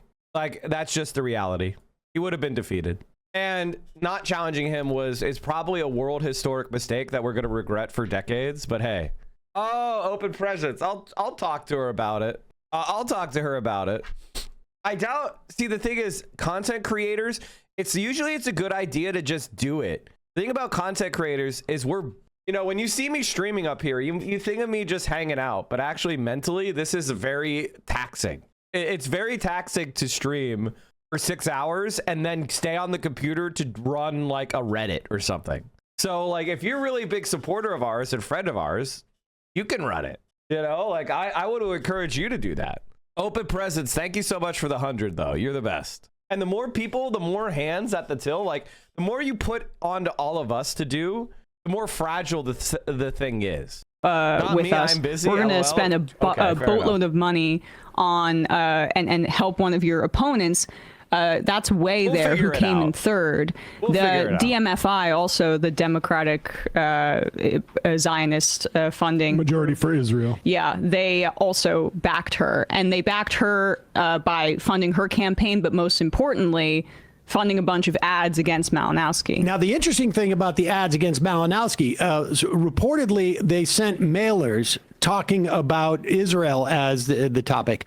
But in terms of like the TV spends, the AIPAC and its front groups did what they do typically, which is not mention Israel at all. Mm-hmm. And in fact, attack Malinowski as if they're attacking from the left. And they made a wild miscalculation in this instance, because the benefit of these attack ads ended up going to Mejia, not to Way, who was their preferred candidate. And what's interesting about this is both that it may have two different implications that would both be positive. Aside from having a genuine progressive in that seat, at least until 2026, where she would have to rerun again, but would be doing from the benefit of being an incumbent. It also might signal to the Democratic establishment, we need to stop having these people play in these races. How do you think Haley Stevens is feeling right now that she's been getting all this AIPAC money and is tied to them? She could cut it off tomorrow, and she's still the AIPAC candidate in Michigan. And I'm not even talking from the perspective of Israel, but rather the Democratic establishment might see that, like, hey, wait a second, this is supposed to help us, not hurt us. And not even when it's under sort of like under the underground, their decision making is a little bit suspect here. Now, of course, all this money comes from right-wing donors. So at one point, the Democratic Party might want to make some type of, and the best they can do is simply say, we're not going to provide you funds if there are outside expenditures that benefit you in any way, et cetera. There's ways of them at least discouraging it. The other thing is that it reiterates that Democrats should be taking a much more aggressive posture when it comes to funding DHS. Here is that ad. In the special election to fill Mikey Sherrill's House seat, Tom Malinowski says he'll stand up to Trump. But hold on. In 2019, Tom Malinowski voted with Trump and the Republicans to fund ICE. More than $200 million for Trump's deportation force. $200 million that got us this? Democrats called Malinowski's vote a blank check for the Trump administration and a betrayal. We can't trust Tom Malinowski. Pause for a sec. And by the way, chat, the reason why they did this is something that guys should understand. There's a reason why they did this. They did this because they tested the Democratic base voters, and the only thing that got people off of supporting Malinowski was anti-ICE. They had to make an anti-ICE ad to get people to stop liking him. That shows you where the minds of the Democratic base are. Is responsible. Wait, who's responsible for this ad? What does it say there really quickly? I just want to read the bottom. Can't trust Tom Malinowski. UDP is responsible for the content of this ad. Yeah, there it is. United Democracy Project is the AIPAC front. Unbelievable. But I mean, we could say the same thing about Chuck Schumer in that ad. I mean, that Chuck Schumer was instrumental in funding the DHS. Now, I think he voted against it. I can't remember exactly, but we know how he manipulated the whole thing. He didn't want to have a shutdown this time. He was again forced to do so. I like Sam, but why is Sam still acting like Democrats are acting in good faith?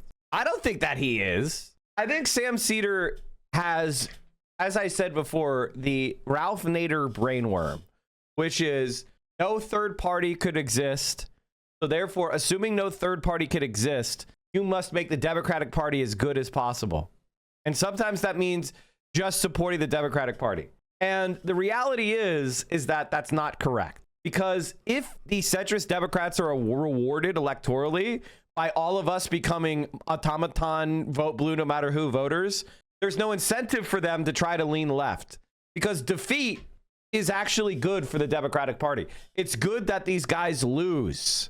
It makes our argument more compelling, because if they're winning every time, then why do they need to change? They should keep going right wing until they're basically Republican too. And so there's a lot of good things that could come out of this, and hopefully that 600 vote margin holds up. It's unclear whether this would trigger an automatic recount or not, at least on our end. We don't know yet. But I also just want to point out the county line piece of this is also immensely important. We saw that when New Jersey eliminated this county line, there was a big legal fight over it, that it's been benefiting some more progressive candidates. Andy Kim was a part of that, but also even who won the mayoral race in Jersey City, because the AIPAC split the vote among non-progressive candidates by doing this. And say you're a lefty person and you see that ad against Malinowski, what are you going to do? Look up who the actual lefty is that stood up to Donald Trump. And Mejia benefited from that. I think also her work as an organizer, she really drove the numbers in Essex County, again, my hometown county, and turned out a lot of people, which people like to be dismissive of door knocking and stuff like that. but her work in that area made a major difference, and it was incredibly implausible, because in fourth place was the guy Brendan Gill. He was the Essex County Machine Democrat who normally would have gotten this position on the ballot that would have been favorable prior to this legal challenge, where instead of grouping candidates by office as ballots tend to do in New Jersey prior to 2024, they were grouping them by the party line, and the party line would be the Democratic machine in Essex County or in other areas of New Jersey putting their candidate forward, and that had it made a major difference in privileging them on the ballot. It looks like, oh, this is the Democrat, this is the person you should support if you support these other candidates. And he came in fourth. So the candidate that AIPAC spent on to elevate came in third. The Democratic Party machine candidate came in fourth. And Malinowski had a lot of name recognition, but he was well, Mike, it seems the issue is that the current progressive Democrats don't want to split. So the question is, what would make them split? Okay, so the problem that we have is Democratic voters are where I want them to be. Democratic voters are already progressive. The problem is the Democratic Party is not a Democratic Party, meaning we cannot get rid of these fucking leaders. So they keep pushing, they ignore what their base voters support. They ignore what their base voters call for. They're cynical. They'll make ads lying about their position. They'll obscure their position. They are, I mean, the only real way to explain it, it's a type of corruption. When you have a democratic culture where people conceal their views from the voters and they try to obfuscate their views, that's corruption. And so the Democratic Party is so thoroughly corrupted. That's why I want to throw it away. Because how do you redeem it? It's anti-democratic, and the culture of it is so fucking broken. A lot of people believe that it's also weak, that we could seize the Democratic Party. And there are advantages of seizing the Democratic Party, namely ballot position. There are millions and millions of people that identify as Democrats. And when you start a new party, you lose those people. It's a slow process to get those people over to your side. The Democratic Party is going to maintain a lot of natural strength because of the people who identify as Democrats. Even if they agree with you on every issue, they may not trust you or they may not identify with a new party. And so I understand the argument for the people that are saying, let's just seize the Democratic Party. My problem with it is, I don't think it's actually going to work the way they think it. They think that AOC is going to win the primary in 2028. And the Democratic Party is going to go in line. And the reality is no, it's not. They're going to do everything they can to sabotage her. They're going to do everything they can to fuck her up. They're going to do everything they can to contain her. They're going to do everything they can to muzzle her. They're going to do everything they can to tame her. They're going to fight tooth and nail.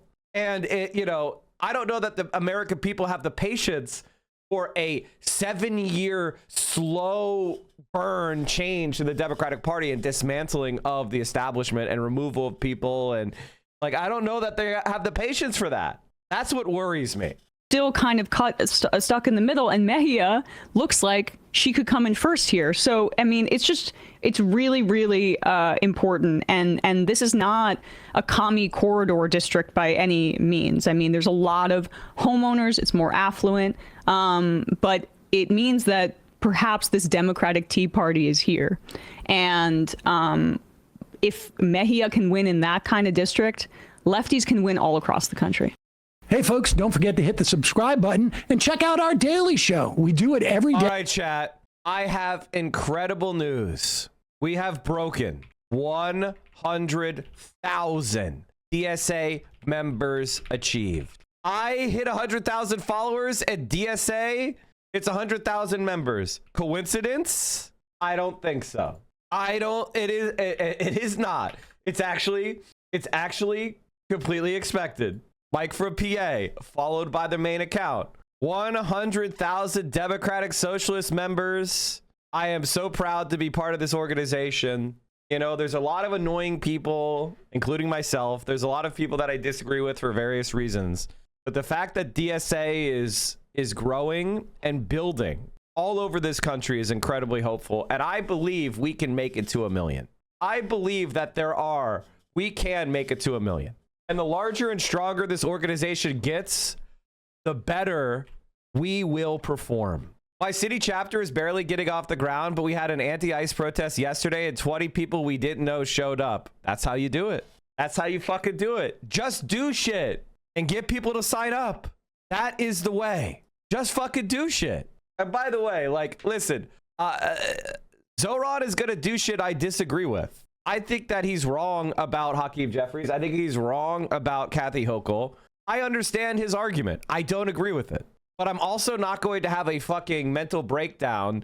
I disagree with him. I'm going to do something different. I'm allowed to. He's allowed to disagree. He's allowed to endorse who he wants to endorse. I'm allowed to be annoyed about it. And I'm going to stand over here and say, I don't think that's a right tactical decision. And then when I'm proven right in a year, I want to be able to say, see, we told you. Now it's time to change your position. I don't want to make this some sort of like weird fucking schizo, you know, you're not allowed to have a tactical disagreement with me. Like, that's silly. That's very silly. Senator, to show you some highlights from the week that was. Okay, the Department of Justice, old man yap a lot. Oh no, Epstein, JW, great point. And redacted. This story is about Epstein and all the things he may or may not have done. I'm going to say he may have done them. Yeah. Let's get the first thing out the way. Sitting right here. No. Right now is in the Epstein file. Senator. For the record, right here. What are you talking about? only in newspaper articles, please. Yes. Who else? We're talking about. Michael, make eye contact with me, Michael. So this is true. This is true. Hassan, you and I are in the Epstein files. But no, it's for doing political. Calm down. We're gonna get to the why.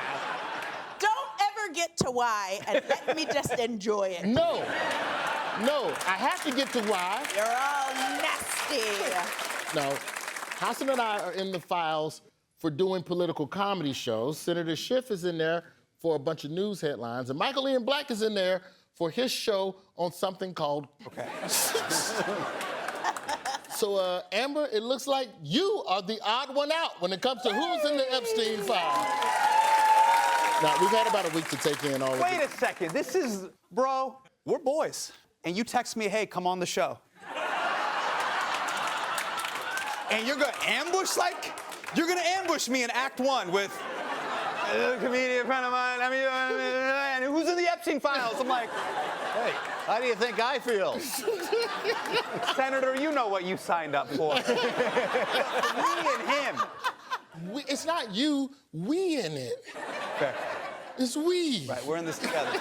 Speaking of Epstein, chat, did you guys see what Hutch said? Hutch says he would vote for Jeffrey Epstein. Do you condemn Jeffrey Epstein, yes or no, Hutch? I do. Yeah. But if he had a D next to his name and he was running for a Texas oh my God. I would probably vote for him. I'm just saying. That'd be a tough one. Wild. Not kidding. You're just gonna let that one not go. a joke. Not a joke. But, wow. Wow, I can't believe the Destiny supporter and Orbiter wants to vote for a pedophile unprompted. Unprompted, he said he was desperate to tell you how much he would vote for a pedophile. We know, Hutch. We know who your friends are. The ones that have child porn on their computer. We know, dude. You don't have to tell us. Also, picking up the mannerisms of Joe Biden is fucking wild. Saying not a joke about how you want to vote for a pedophile.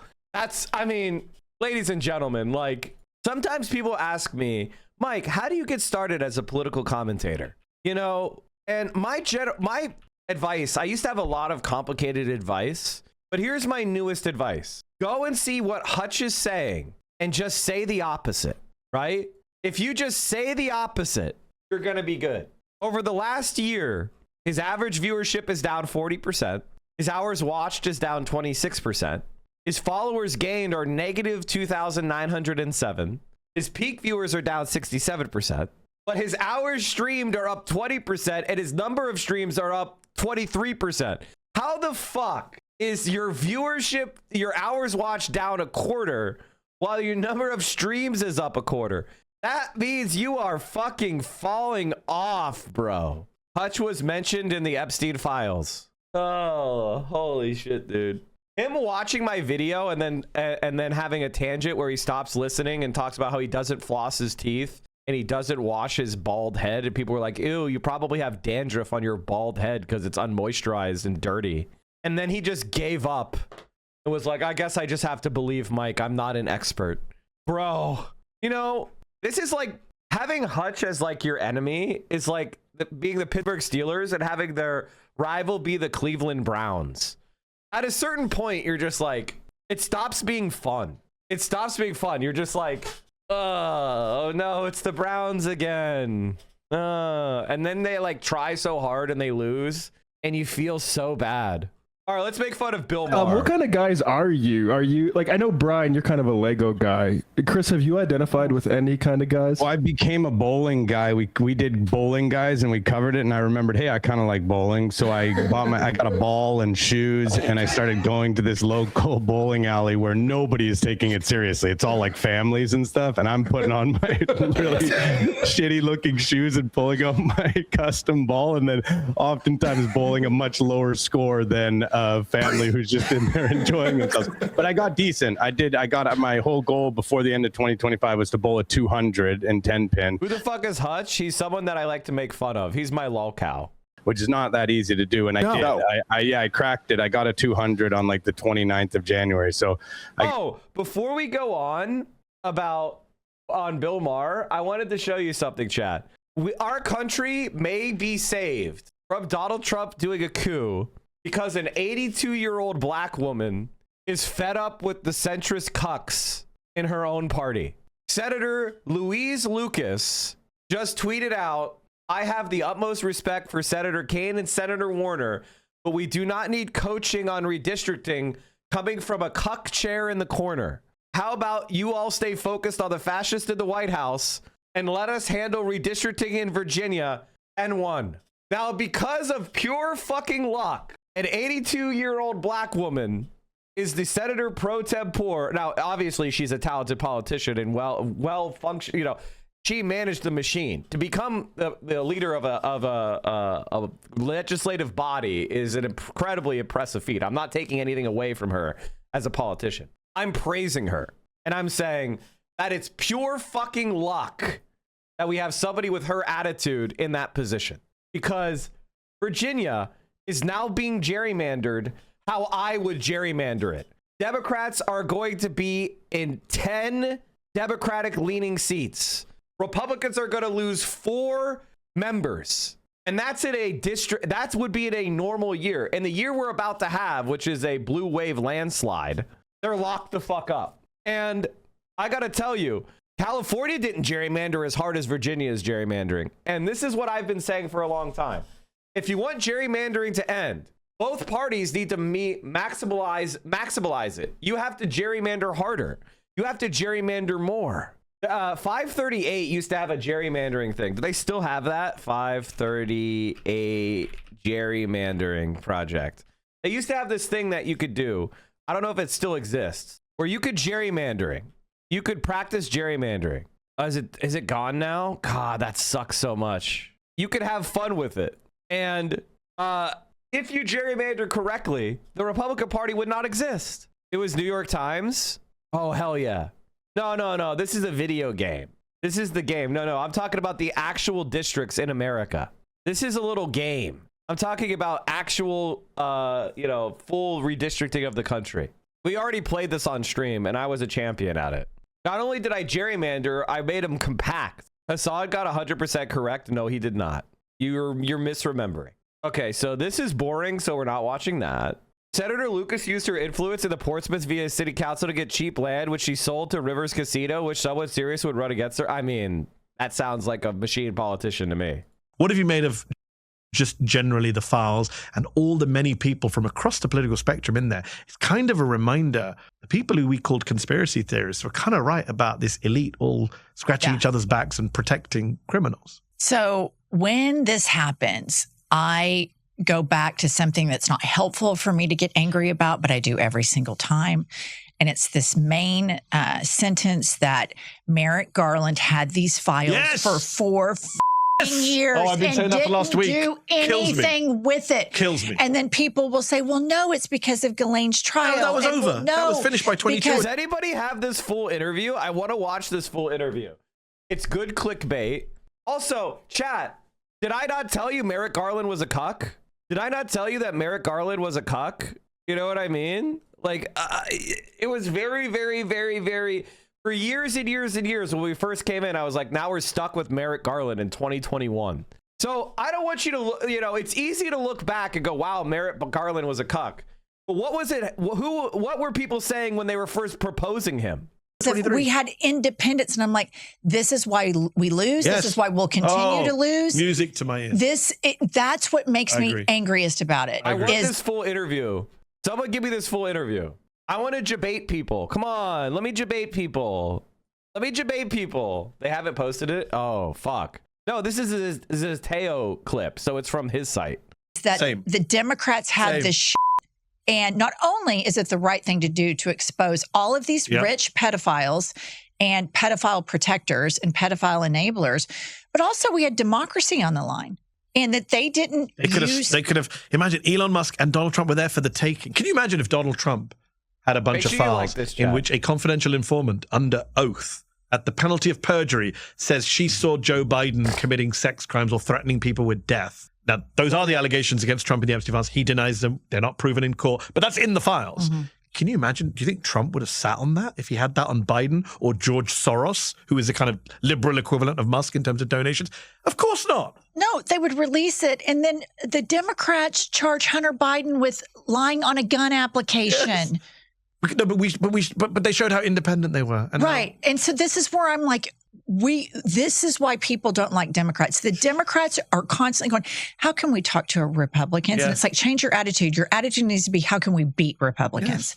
That's the thing. People don't identify with the Republican Party anymore. And they certainly don't identify with the Democratic Party. And if somebody identifies with the Republican Party, fuck them. We don't need them. It's like somebody voted for Trump 3 times and Romney and McCain, and then you listen to their fucking take. They're not winnable. Give the fuck up on that person. Fuck them. Stop trying to kiss their feet. It's embarrassing. Man, I want to have debate comment. There isn't enough good debate content. Here's the Gallup numbers on that. Yeah, exactly. I mean, you could just look at it.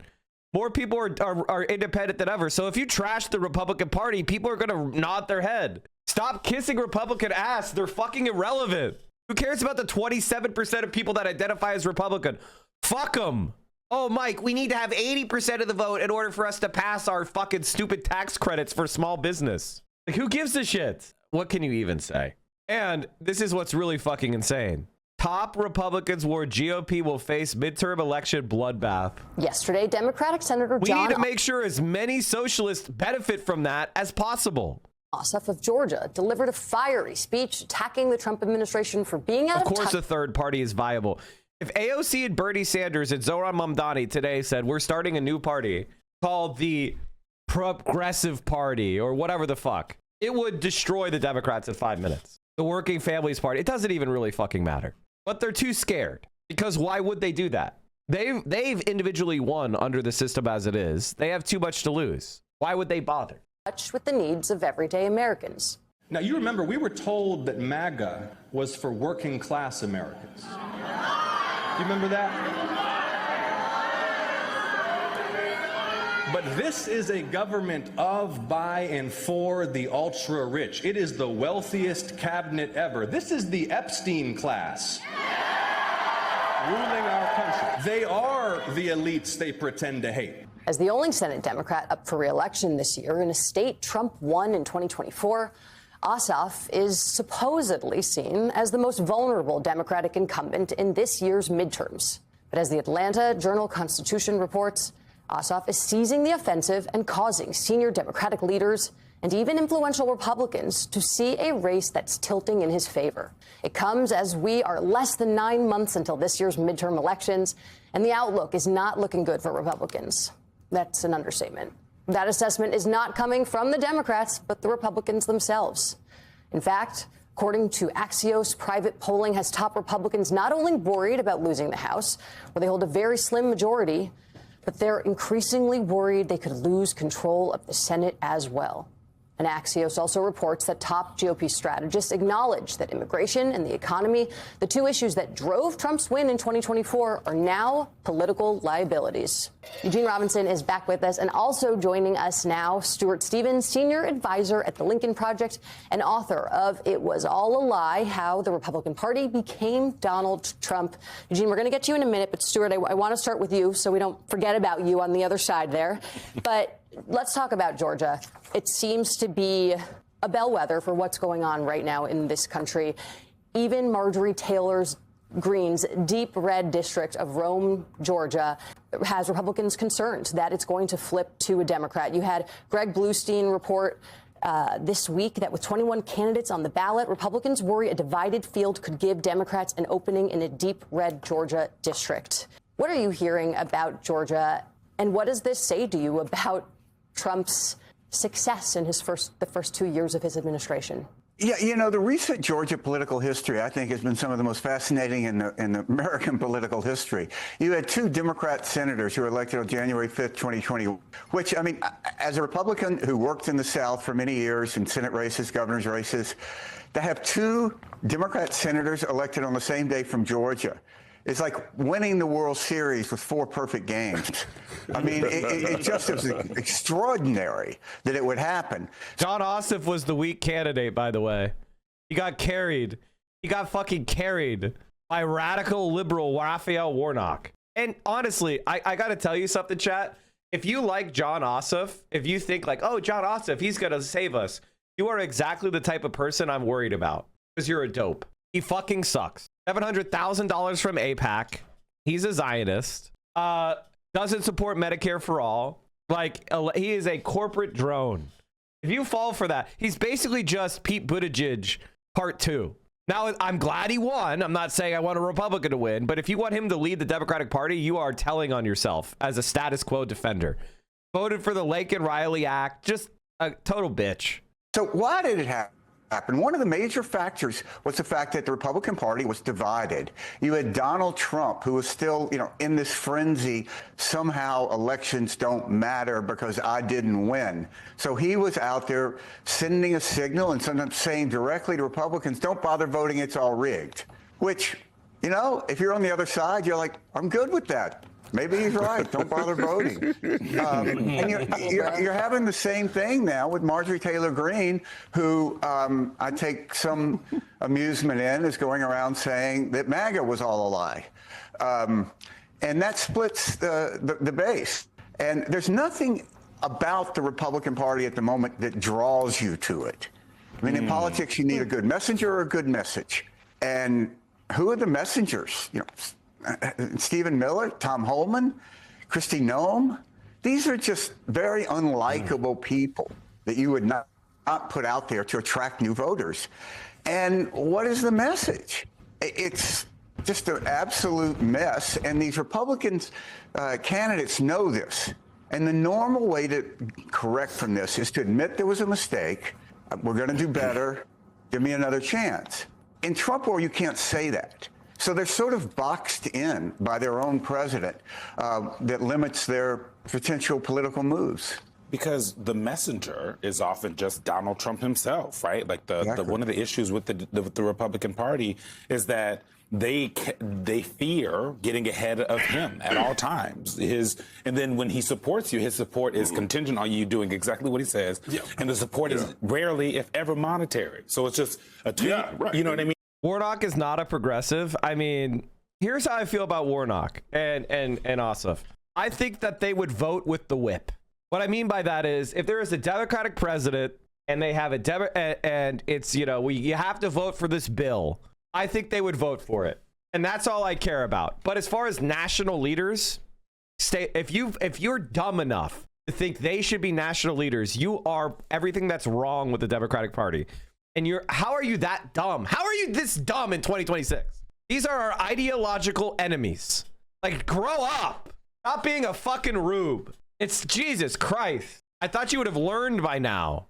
It's a social post that he loves you, vote for him, and then he backs off. And what's interesting about all of this is that people in the White House, people, basically everybody but Donald Trump, are worried, very worried publicly. Joe Gruthers, he is the Trump handpicked RNC chair. He predicted doom in December 12, 2025. This is what he said in the Bulwark. It's not a secret. There's no sugarcoating it. It's a pending, looming disaster heading our way. We are facing almost certain defeat. The chances of Republicans will go down and will go down hard. You hit the nail on the head. This is an absolute disaster. No matter what party is in power, they usually get crushed in the midterms. Now, Mr. Robinson, there's something called expectation setting in American politics, but this seems a little bit further than that. That's really going far to sort of lower the expectations. Look, I think Stewart is absolutely right. It was astounding that 2 Democrats could be elected senator in Georgia, and there were these circumstances. The Republican Party was a mess. The Republican Party is still a mess at that level in terms of Trump and everybody else, and they have conflicting interests and push and pull.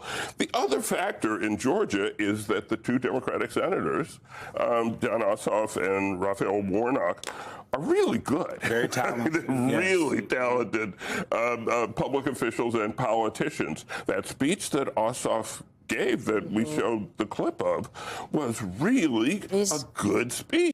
Hassan just announced what? He won't be dual streaming on YouTube anymore if anybody cares. Bummer. Bummer. Bummer. I think see, this is what I knew would happen. 5,000 people go from Twitch to YouTube. It makes your Twitch link seem like it's going down. And it's just like, that's what happens with Twitch. And when people ask me, Mike, would you multi-stream? And it's like, well, that's the problem. You split your audience, and the lower you are on the directory, the less viewers you get. That's just how it works.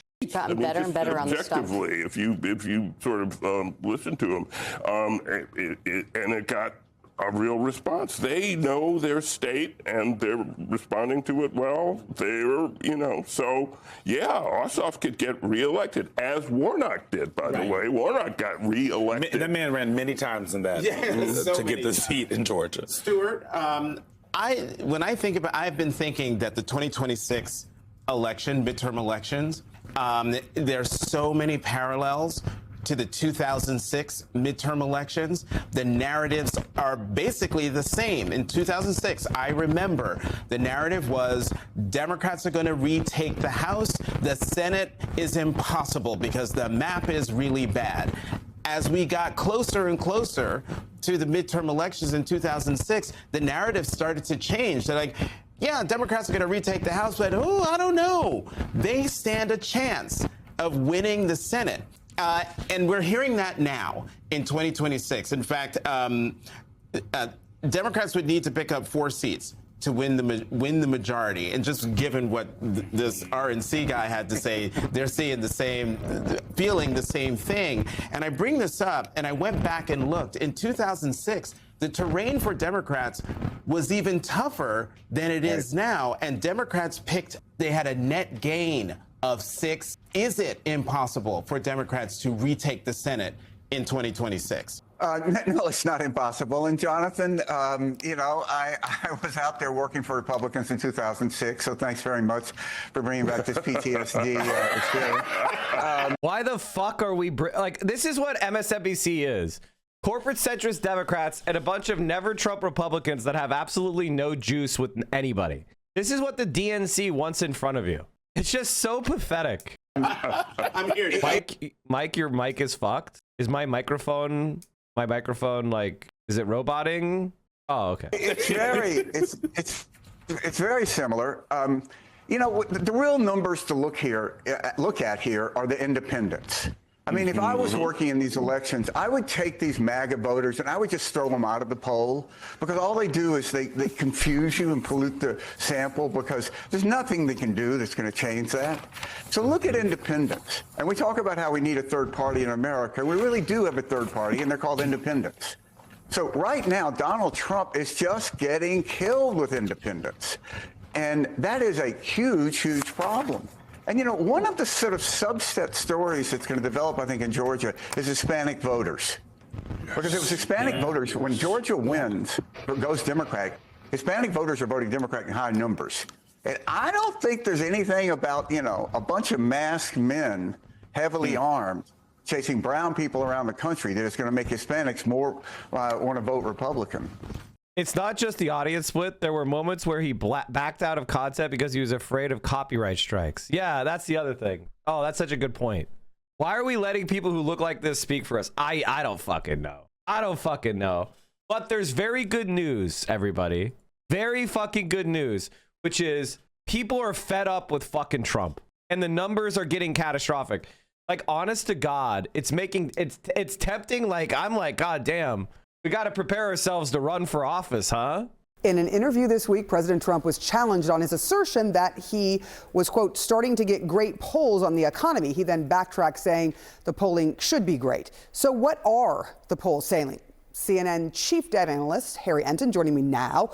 Where do Americans think the economy is going right now? Yeah, here is the reality check for everyone. And I would just say this is the problem for the president of the United States. You get elected to fix the economy, and the American people, they ain't buying it, because just take a look here. Say the economy is getting worse. Right after Donald Trump was elected back in 2024, re-elected, 42% of Americans said the economy is getting worse. Well, you want that number to go down. You want that number to go down if you're the president of the United States. Instead, it's going up. What are we talking about? Now, 55% of Americans say that the economy is getting worse.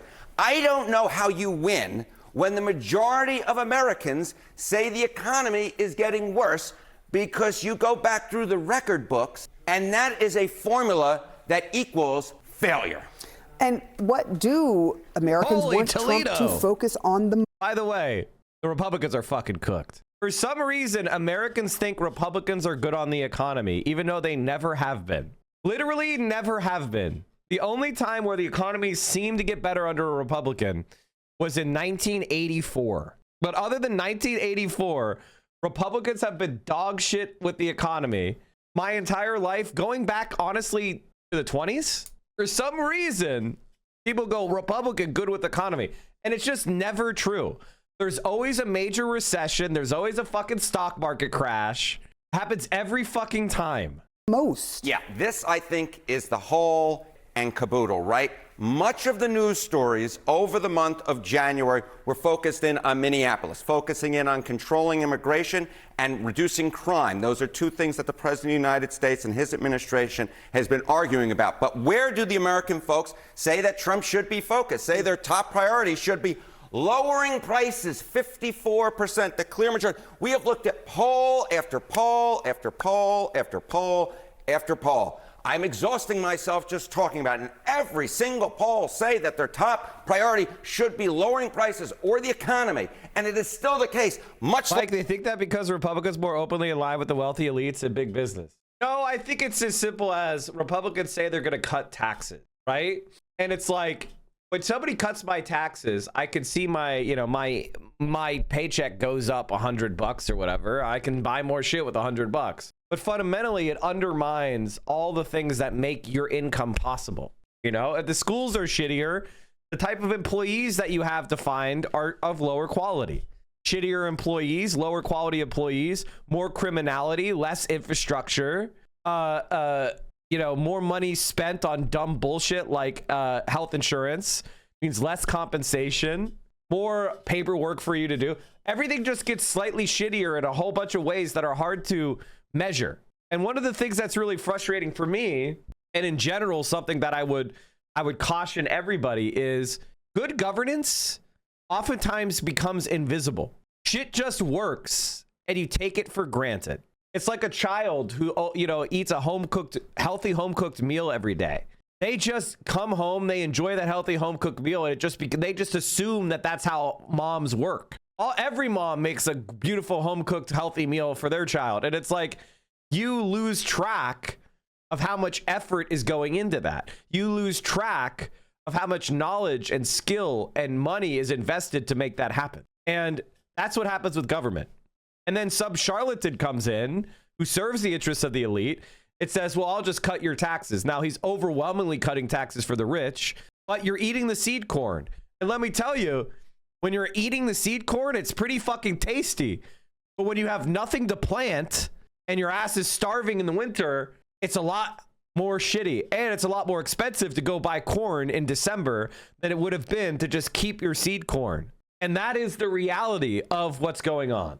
Lower down, controlling immigration at 22%, even lower than that, reducing crime at 10%. You add together 22 and 10, you get to 32, and you don't have to be a mathematical genius to know that 54 is larger than 32. The Trump administration is putting their focus on the wrong issues, the issues that are not most important to the American public. And when you are focusing on the wrong issues, and the vast majority of Americans, or the clear majority of Americans, say that the economy is getting worse, again, this is X plus Y equals failure. Failure, failure, failure going into the midterm elections, because Donald Trump was elected to fix the economy, and it's still belief in the American people that lowering prices should be the top. And at this point, 55% say the economy is getting worse. So I guess the question, as we get closer and closer to the midterms, which party do people trust, knowing how they feel about how Donald Trump has handled things when it comes to the economy? Right. The economy, right? Affordability. You know, Donald Trump has been dismissing affordability concerns.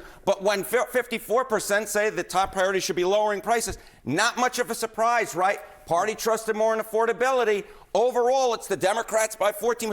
Look at this. Among independents, I'm laughing. It's 39 points. It's a blowout. This is the entire ball game right here. And when you're having a 39-point lead among independents, a 14-point lead overall on affordability, and right now the top priority, the Americans say, should be lowering prices for the Trump administration. This is the type of formula that equals major success for the Democrats come the midterms, if it helps. And we have seen that in the special... Yes! Okay, chat. Oh my God, this is so fucking based. Remember when gaming and watching streams was an escape from real world issues, but now these lunatics want content creators to have stances on everything. And if it's not like the stance they're like the creator that they have been supporting for years, by the way, is instantly an evil Nazi. All right, right? So I saw this dumb fucking tweet from a moron, and I replied and I said, shut the fuck up about escapism. How about we try to build a world that you don't have to escape from? So tired of hearing from these arrested adolescents. You're 30 years old. You are an adult. Act like one. And by the way, I like video games. I like Dungeons and Dragons. Okay? I'm a fucking nerd just like everybody else. But you know what I don't do? Say, I just want to look at my Legos and not worry about politics. Shut the fuck up. So I posted this, right? And they replied, so, you know, some idiot replied, I think you yourself probably need an outlet if you're this angry. Shit's not normal. Get off social media. Go touch grass. You'd be better for it. And I replied, imagine not being angry when our tax dollars are being stolen by pedophiles to fund the killing of 100,000 children. Millions of Americans living on the streets. Miss Apolitical Andy, Miss Escapism replies, your tax dollars are being stolen from illegals to build fake daycares in multiple states too, but I guess that's okay as long as it fits your agenda. You don't actually give a fuck about tax dollars, do you, dipshit? Oh boy. Oh boy. Oh boy. 5 minutes. Caught every single time. I'm apolitical escapist to I'm a reactionary who bleeds MAGA bullshit every single time. What a fucking loser. Forcing people to parrot political takes they aren't familiar with has to be the dumbest trend. Oh, I don't want you to parrot it. I want you to say you support ICE. I don't know, chat. Let me just see here. Gaza, Israel. Okay, they say Israel sucks, Hassan sucks. Wait a minute. I thought they were apolitical. What happened? I thought they were an escapist. Oh. Hey, Asmongold, how does your dick taste? This guy was so happy birthday. Asmongold. Bald, maybe your hair will fall out to make Asmongold a toupee. Asmongold viewer in 2019. Hosting, by the way, this was actually a Nazi dog whistle.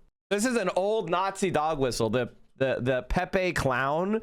They used to say clown world. It was about basically dog whistling. People are like trans or whatever, and that means we're living in clown world. Very old Nazi dog whistle. Caught every time. Amazing. Oh, I want to go to their DeviantArt so bad. Holy shit, that's so funny. Sorry about that, chat. If you want to go and talk to that person, and hold on.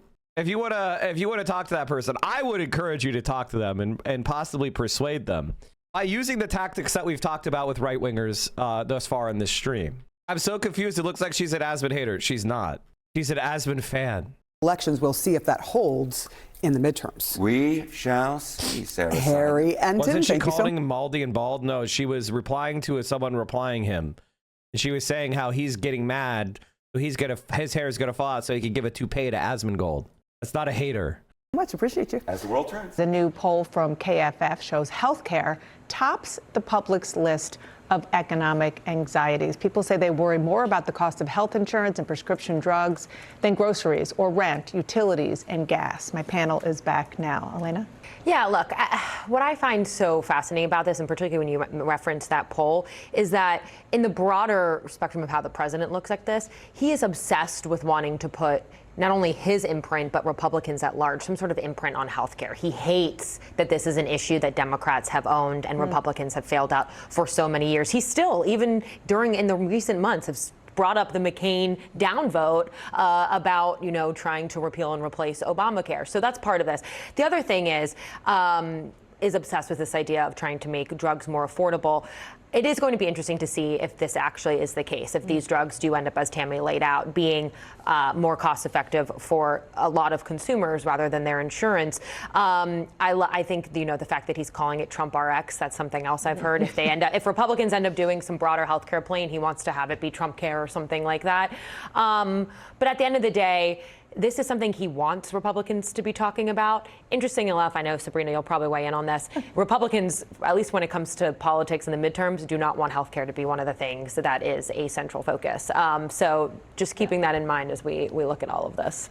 Yeah, I mean, to Elena's point, I think what's interesting is, they want to show that they care about affordability. This is a really tangible way to do that, but we know that Democrats have consistently dominated on this issue. And for a lot of folks who last year lost the Obamacare subsidies and are actually feeling the impact of, higher premiums, it is interesting. It will be interesting to see how that plays out in the midterms. I think we talked a lot about it late last year as that expiration was coming around, but I think the repercussions of that and how Democrats capitalize on that is something we're going to be talking about in the months to come. Yeah, I mean, Democrats won back the majority in the president's first term talking about health care, and they are determined to do the same now. Joining me now is the man who coined strong floor, no ceiling. It is, as you see there, the name of his book. Oliver Libby is a venture capitalist and Democratic donor and is here with me now. Thank you so much for being here.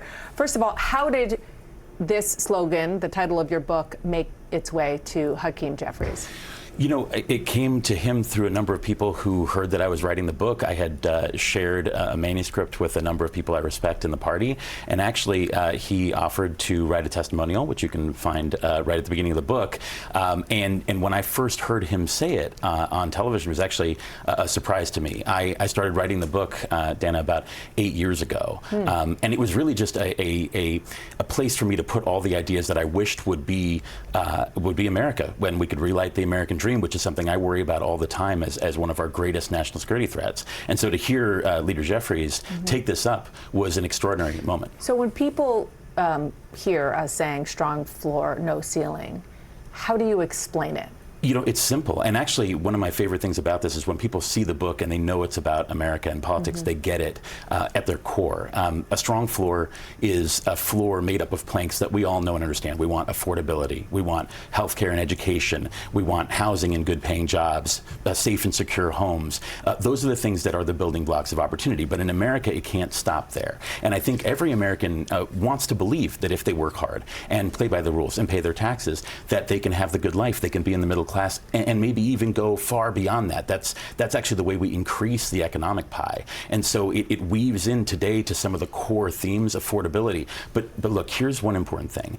I think if folks are not happy with the current leadership and the Trump administration, we have never had a seismic shift in American politics without a positive and hopeful message that says what we want for America, not what we don't want. Whether it was the contract with America or 6 for 06 or for the people, there was always something hopeful, something people could vote for, not just against. And so I think we need that today. Yeah, and so you're hoping that this book, which again isn't just the title, obviously, it lays out a prescription, a roadmap that you think on various issues dealing with affordability. We put this poll up in another segment earlier as it related to the president's. Like, whenever we watch this shit, I've tried to watch the polling, I'm trying to listen to what Democrats are saying, and it's like, God, you have so much. I mean, these guys are so catastrophically out of touch. So catastrophically out of touch. It's crazy how insanely out of touch these guys are. Catastrophically and completely and totally out of touch. New Trump RX website, but I want to show it to you as it relates to. I mean, ladies and gentlemen, healthcare. Medicare for all is the only solution. Your argument, you see there the affordability concerns. What people are the most worried about, healthcare is ahead of everything else, and those are also pretty high. But the fact that healthcare is so high, your proposal for a strong floor on health care initiatives is a universal single-payer health insurance. Whoa!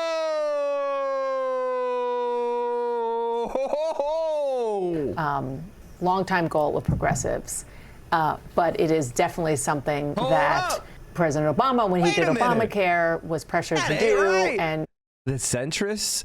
See, chat, this is how it works. This is how it works. When they are scared, that's when the concessions come out. He shied away from it. Nice. Grandmaster Casanova is back. 72 months. Welcome back, brother. Chat, I think Grandmaster Casanova has my most bits donated. Excuse me, at 100,000. Welcome back. Get support even among Democrats. And back then, I was covering it. There were 60 Senate Democrats. You know, but I think, look, you heard the president today talk about the fact that healthcare is broken. We know that healthcare is broken. Everybody knows that healthcare is broken. So, sure, a single payer, a public option is really important, but actually the whole chapter is filled with ideas. There should be a tax credit for seeing your doctor every year, and that's something that we're using an incentive, an economic incentive, to help reduce the overall cost of healthcare, because a lot of people only get preventative medicine. Exactly, go to the hospital when you're really sick. But you know, I'm really glad you raised polling. We've actually been in battleground states, in Michigan and Georgia, and actually your viewers are the first to hear this. And we've asked folks, you know, we never did this during the writing of the book, but now that it's out there, we asked folks what they think about strong floor, no ceiling. And what's amazing to me is it's extremely popular, high 70s, 80s for moving voters. It's something that voters find inspiring. But what's interesting to me is both legs of strong floor and no ceiling polled in the high 90s in both states. And we're publishing this polling so you can see it. What that means to me is people understand, you know, whatever solutions haven't worked in the past, we have big problems here. People can't afford free healthcare, free Palestine. 52% of people support Medicare for all. And this is an underestimate, by the way. This is an underestimate. Okay? And you know how I know that? Because the opposition to it is way too high among Republicans. So this is some sort of like Republican weighted poll. Every single person supports Medicare for all, according to education. The only group of people that don't support it are male Republican boomers who already have Medicaid. Excuse me, already have Medicare already. They have Medicare already. And they're greedy ladder pullers. Like every boomer ever, they don't want to give you what they have, what they were given. 6 in 10 Americans back Medicare for all, according to a Economist YouGov poll. Do you support or oppose Medicare for all? 59% support. Right there. As I said, with only 51% of self-described conservatives against it. 26% of self-described conservatives in favor of it. All right, chat. There is a new overzealots video on NATO that I wanted to watch. It's pretty based. You really don't despise NATO enough. I think that in this community, I want you all to be clear Today's of program why is brought NATO to you. is garbage. Oh, chat, we're dangerously close to a hype train. We are 3 hours into the stream. If you enjoy this content, please consider supporting it by subscribing. Thank you. By Ground News. Disclaimer. This video deals with sensitive and contentious topics and aims to challenge chauvinistic beliefs about NATO and the Western Bloc. Please don't assume that my criticisms of NATO are automatically endorsements of its geopolitical adversaries. Condemning and contextualizing NATO's wrongdoings is not the same as condoning abuses or aggression elsewhere. With that said, enjoy the video. Unless you've been living under a rock, you're probably aware of the recent annexation threats this man has been making against Greenland and Canada. You're probably also up to date on the speech given by the Canadian Prime Minister, Mark Carney, about how the rules-based international order was an illusion from the jump, that certain countries were exempt from acting in accordance with international law and norms, and that our imperialist Western nations simply played along out of convenience. Well, I'm sorry to break it to you, Mark, but most of us with anti-imperialist proclivities have been saying this for eons. Obviously, the rules-based order was a load of shit. We've watched the nations of the imperial core systematically destabilize, underdevelop, bomb, and genocide those in the global south without a shred of consideration for the victims of this system. Carney's Canada, alongside the rest of the imperialist West, has said and done nothing about the dangers of empire until the empire turned on them, until it threatened Canadian sovereignty, Denmark's jurisdiction over Greenland, or the Western military alliance known as NATO. Now, I'm not here to cheer on imperialism against anyone. I'm Canadian. I obviously don't want an American annexation to take place, and I don't want to see the people of Greenland, who are predominantly indigenous and already navigating the political intricacies of their relationship with Denmark, handed over to yet another colonial force, the United States. With that said, I would be lying if I said I didn't fantasize about a reality without NATO. That would be amazing for the vast majority of humanity and terrible for a slim portion of elites and arms dealers. Of course, the way to achieve that reality is not by disrespecting the sovereignty of the people of Greenland or Canada. That would be insane. Instead, we need to start by educating people about the stain on humanity that is NATO and its many, many crimes. NATO is often framed in two very different ways. Its supporters insist that it's a necessary defensive alliance and it keeps the West safe and stable. Its critics, myself included, point out that it's a controversial organization that encourages its members to disregard their obligations under the UN Charter, specifically their obligations to refrain from the use or threat of force except in self-defense or if greenlit by the Security Council, their obligations to respect national sovereignty and to settle disputes peacefully. Us NATO haters typically go on to note how NATO has its fingerprints all over the destruction of Libya, the illegal bombing of Yugoslavia, and other destabilizing interventions. But to understand the full depth of NATO's depravity, we do have to start at its inception. In the aftermath of World War II, NATO was founded in 1949 by 12 countries. Belgium, Canada, Denmark, France, Iceland, Italy, Luxembourg, the Netherlands, Norway, Portugal, the United Kingdom, and the United States. Officially, it was presented as a defensive alliance with three main purposes. First, to protect Western Europe from a potential Soviet invasion. What the fuck? We had a hype train when I walked away. What the fuck? Thank you, everybody, for all the support. Second, to keep internal nationalist movements, like the German one that had just ravaged the continent, in check. And third, to create a political and military dynamic where the Americans assumed a leadership role, or what was euphemistically referred to as a strong presence, in Europe. And that third point is the kicker. Despite NATO portraying itself as some purely defensive alliance between equals, it has far more to do with asserting US hegemony over Europe. It forces European countries into subordinate roles and ensures that no single European power can ever rise up and challenge American dominance on the global stage. That's a pretty good deal for the Yankees. And for the other European countries, they get not only a military, but political and economic alliance with the most powerful country. I mean, and that's it. I mean, NATO is basically just American cuckolding of Europe. That's why left-wingers like myself are against it, because we don't want America to dominate Europe, and we don't like that alliance dominating the planet, because they serve the interests of the capitalist class. Now, when somebody like Donald Trump is against NATO, it's because he's dumb and greedy. In the world. But the thing is, to justify this arrangement, you need fear. You need the existence of a permanent enemy. Today, that role is mostly filled by Russia, but back then, it was the USSR. A prominent myth at NATO's inception was that an attack by the evil, monstrous Soviet Union was imminent. Never mind the fact that the Soviets had just lost tens of millions of people and seen their infrastructure completely crippled while helping wipe out the majority of the Nazis.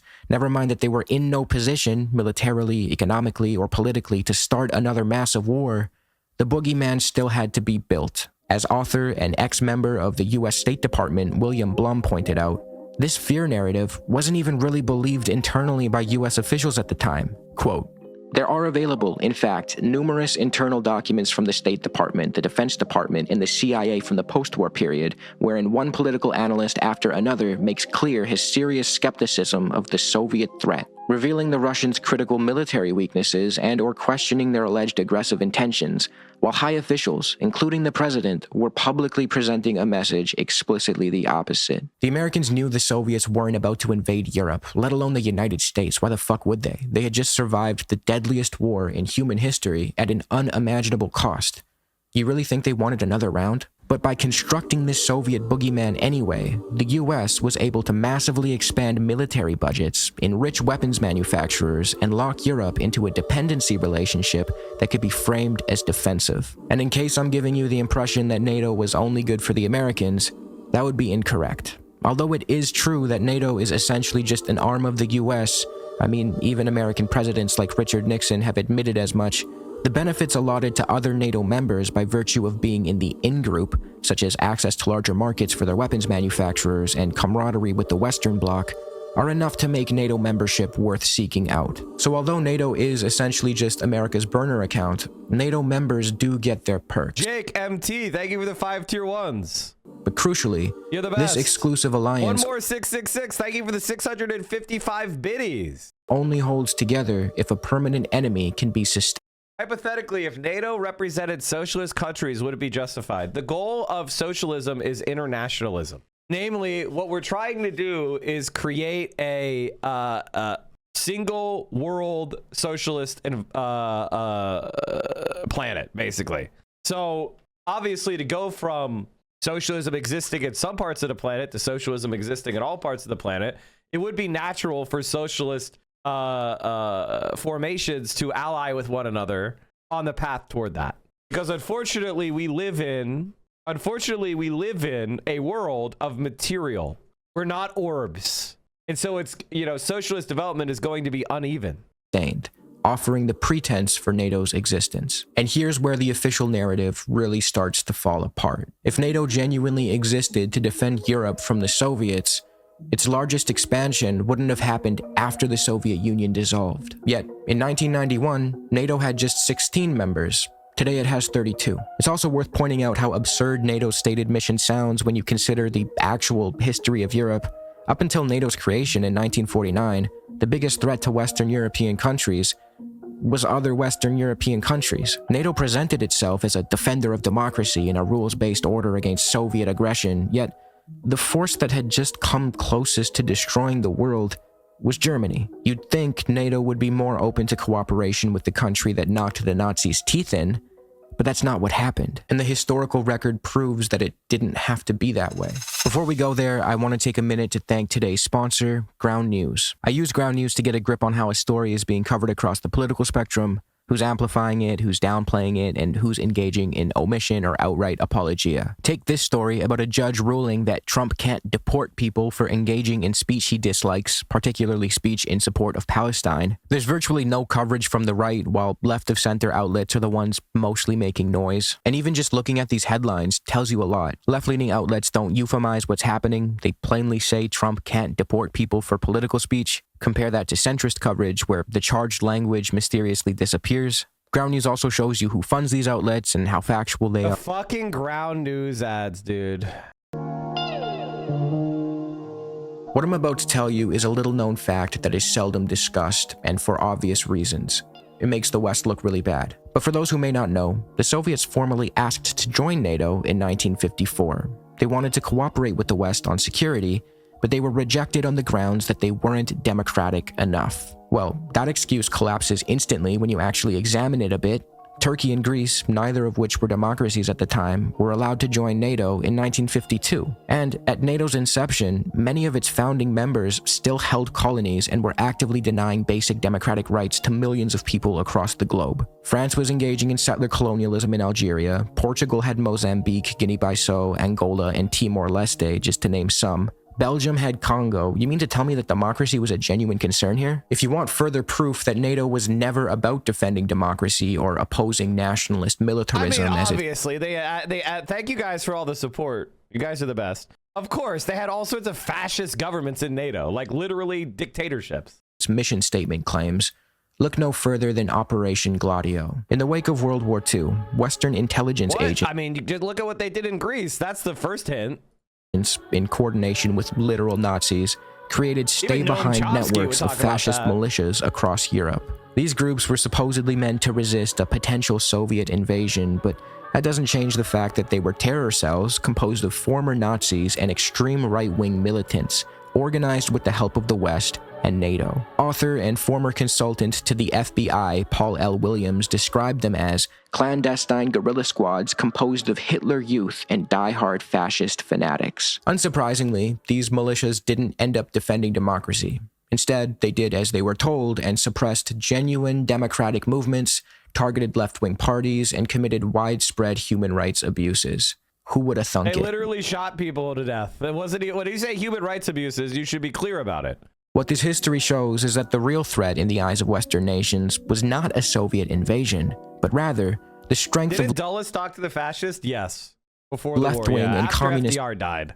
parties operating legally within Western European democracies. So when the dreaded Soviet invasion never happened, these NATO-backed stay-behind fascist networks instead waged a secret war against domestic political opposition. Across multiple countries, they engaged in terrorism, assassinations, torture, and mass violence, then blamed those acts on the left in order to spread fear, discredit socialist movements, and manipulate elections. So no, the issue with the Soviets joining NATO had fuck all to do with democracy or human rights. Honestly, if NATO was genuinely concerned with securing European safety, wouldn't it be wise to include the Soviets and ensure that they remained allies instead of acting hostile against them? The Soviets were open to this.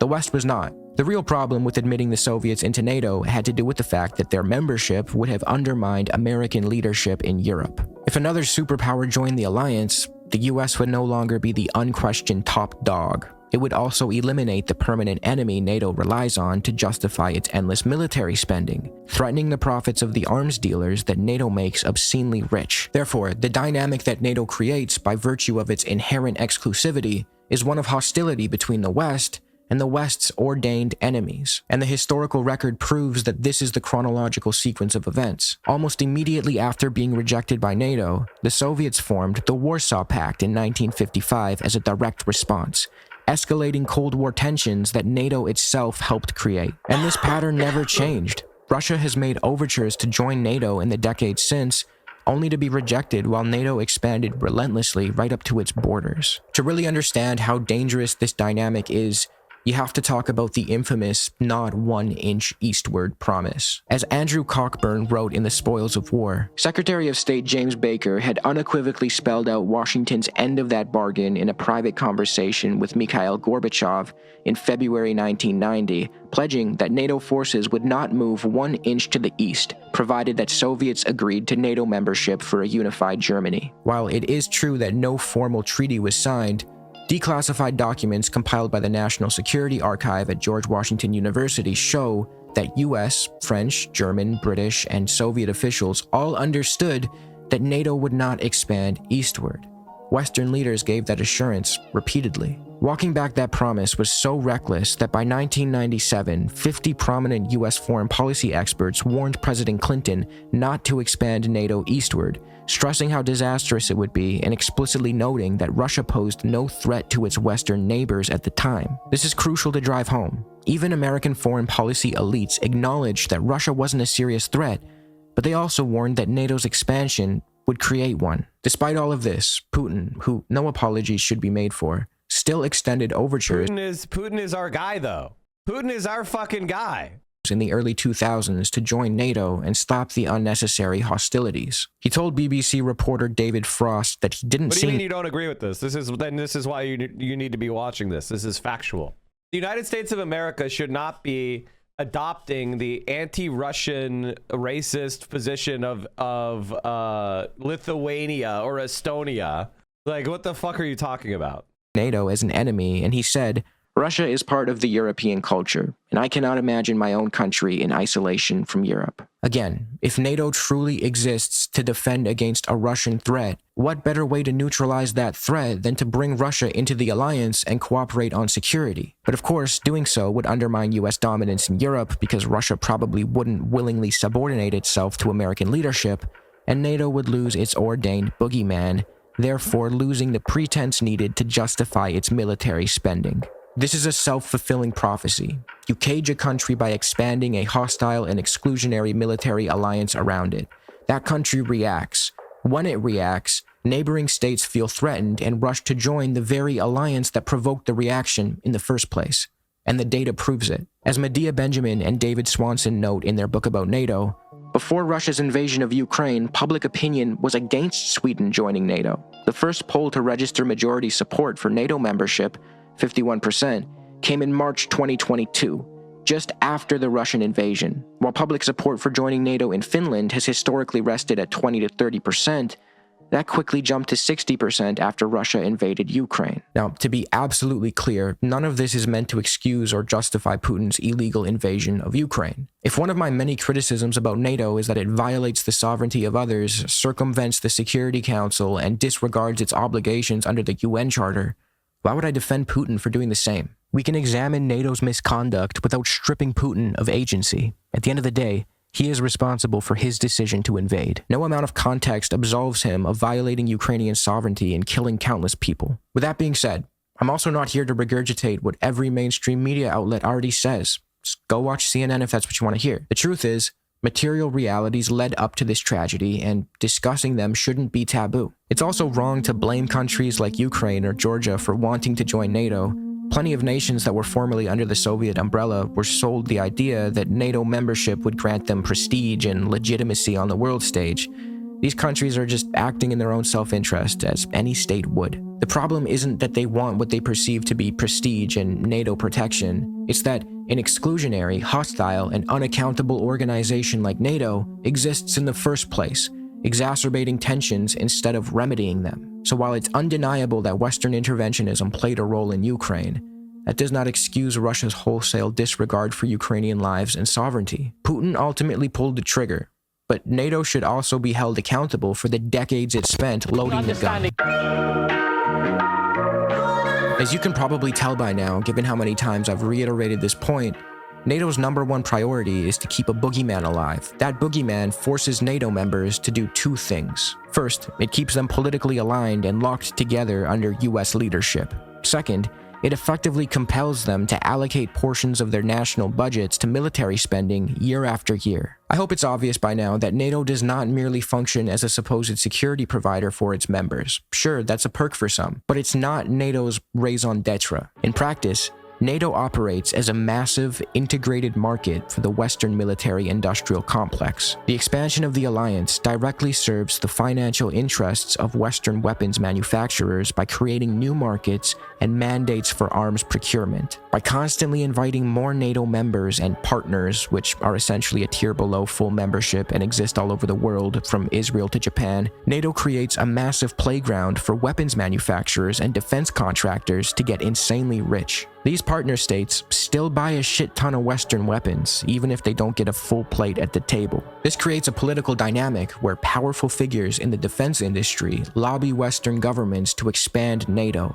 not for security reasons, but because expansion means more weapons sales. A perfect example of this comes in the form of the US Committee to Expand NATO. This was a nonprofit advocacy group established in 1996, founded and headed by Bruce Jackson, a former Reagan-era Pentagon official, and its purpose was fairly obvious. I mean, it was right in the name. It existed to try and expand NATO. Its founder, Bruce Jackson, also just so happened to be the vice president for strategy and planning at a little-known company called Lockheed Martin, the biggest weapons manufacturer in the world. Jackson went on to lobby the Clinton administration and the US Senate to push for the ascension of Poland, Hungary, and the Czech Republic into NATO. This was framed publicly as a moral imperative, bringing Eastern Europe back into the West after decades of Soviet domination, but the real reason was obvious. Once admitted, these former Warsaw Pact countries would be required to modernize their Soviet-era militaries,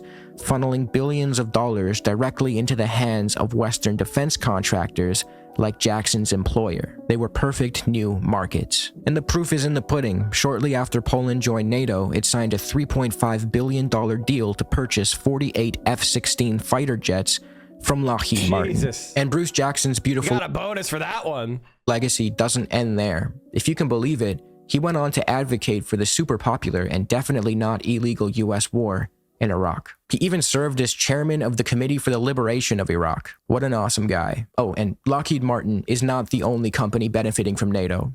Not even close. The alliance places heavy emphasis on interoperability, meaning NATO militaries operate under the same command structures and purchase compatible weapons systems.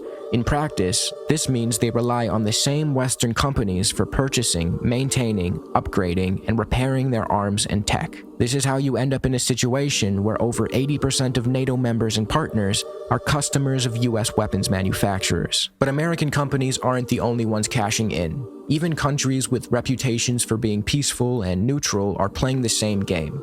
As Benjamin and Swanson note, Sweden has, over the years, developed a strong weapons industry and has been a major exporter. Saab, the Swedish manufacturer of Gripen fighter jets, was ranked as having the 39th largest arms revenue in the world in 2022. Company CEO, Mikael Johansson, said publicly that joining NATO's inner circle would give the nation's arm industry access to greater markets. We have already started to see potential contracts coming in, he said, and we continue to work on other common acquisitions from the NATO perspective. So by now, it should be abundantly clear that NATO does not give a shit about protecting nations from Russian aggression or defending democracy.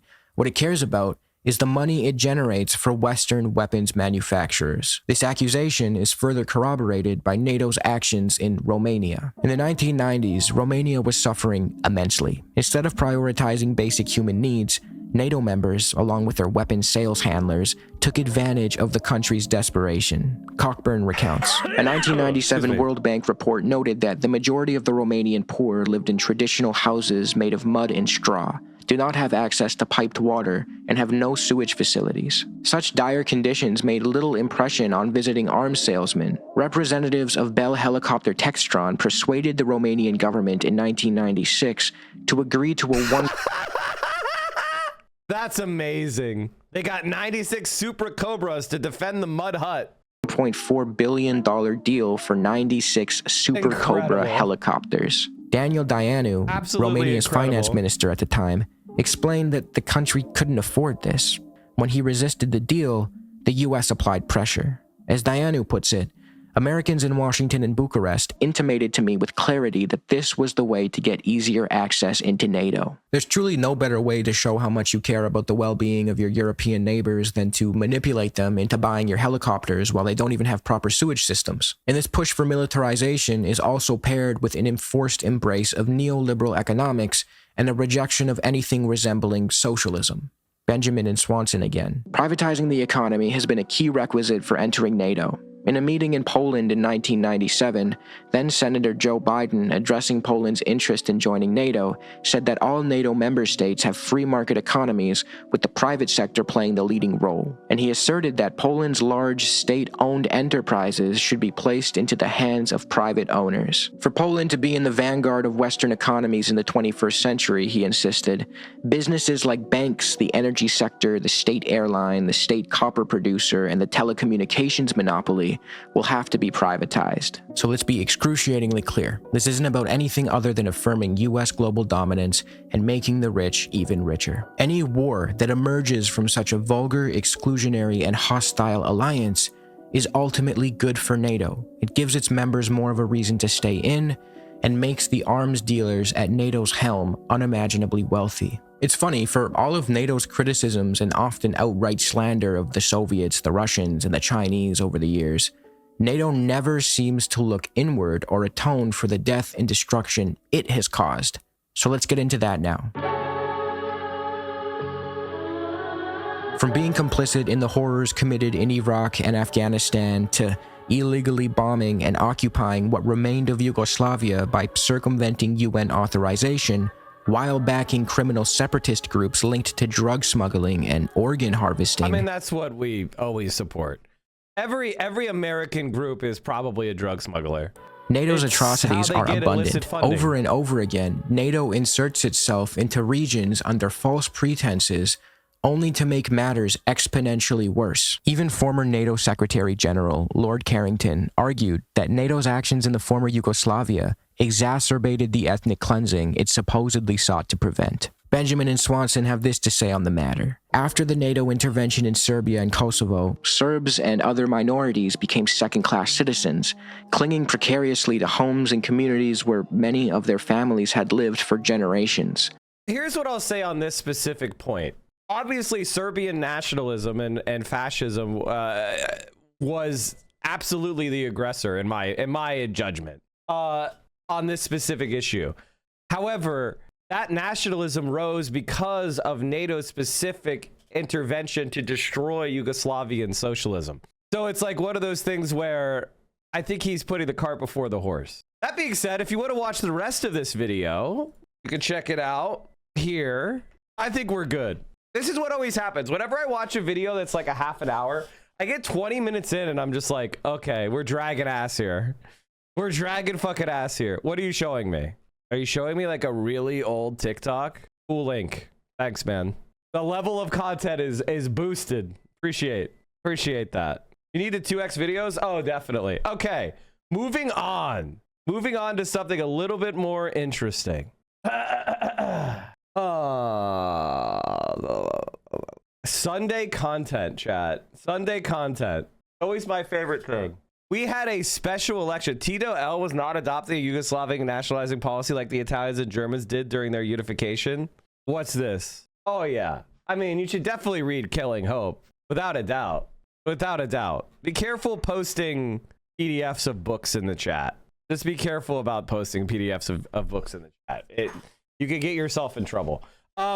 Mike, what video game or show has my interest in the moment? I was playing Space Warlord Baby Trading Simulator. And I gotta tell you something, chat. It was too easy. We're back, y'all. It was too easy. There's this consultant which can tell you what the average stock price is of the baby, and it trivializes the game for me.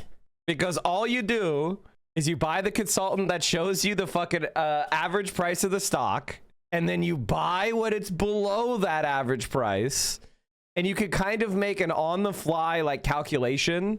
If the price is below the average price, it's like buy, and then in order for that average to actually happen, if the price spends a significant period of time below the average price, you know that it's going to be above the average price.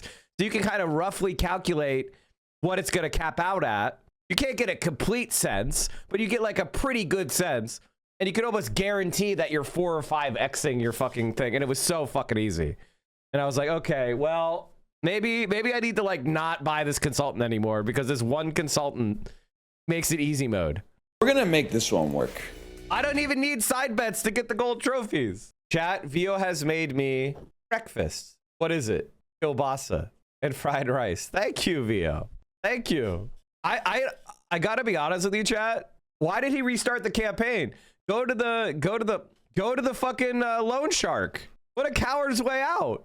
I have not failed yet. Like, I have not failed to reach at least bronze. Like, I'm sorry. I tried it last night and I was like rushing. Yes, I'd like to restart this campaign. Absolutely. Any ideas on the new mayoral candidates running as DSA? Who are you talking about? That's like the least specific fucking question I've ever seen in my life. That is the least specific question I've ever seen in my fucking life. Did you see this? It's illogical. Just thought I'd inform you all who aren't in the Discord. Hassan is no longer going to be dual streaming. Don't want to be waiting for him to go live on YouTube for it to not happen. I can post a screenshot, copy paste this message if you just thought it'd be weird posting Discord screenshots on here.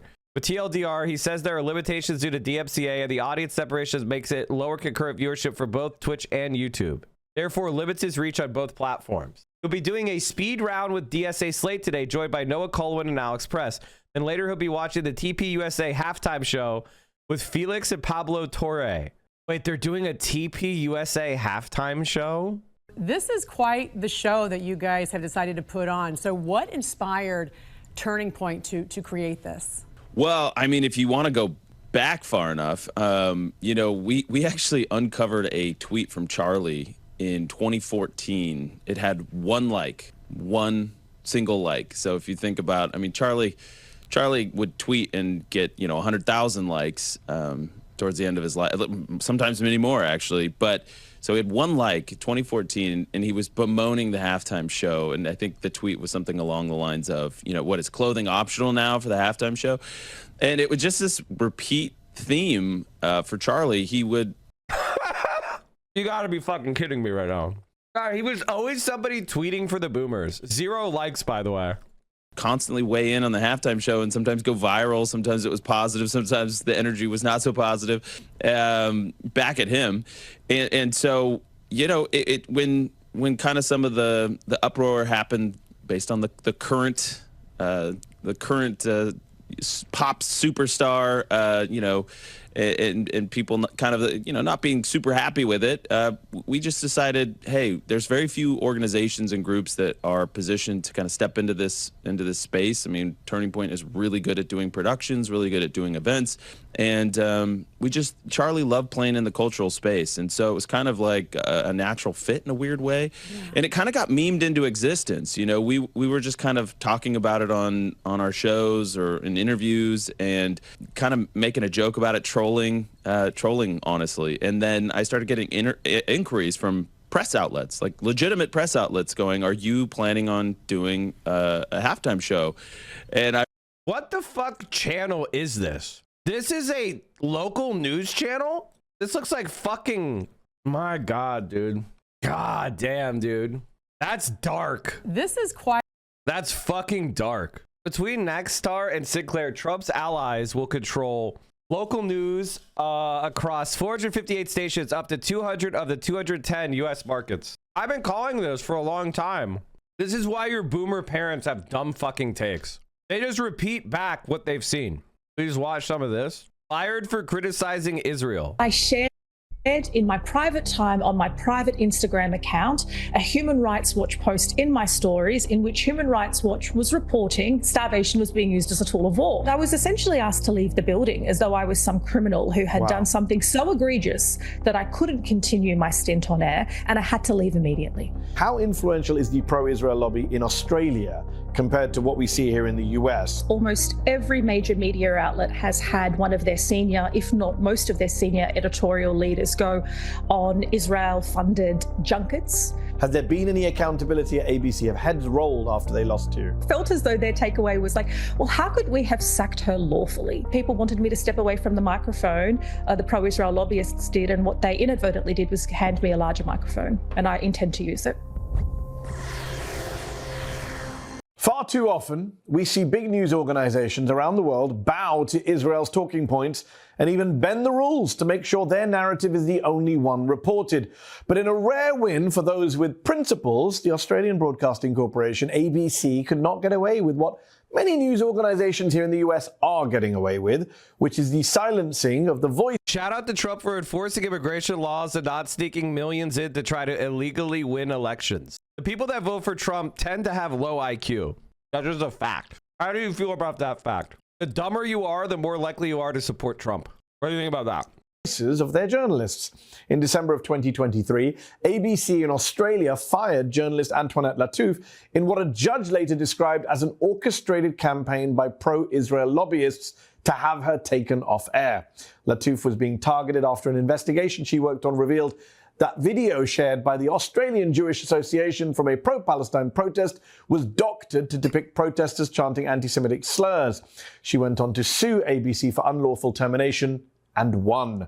Joining me now is the journalist, the plaintiff, and the co-founder of Et Media, Antoinette Lattouf. Thank you so much for coming on the show. Thank you for having me. Antoinette, let's go back to December 2023.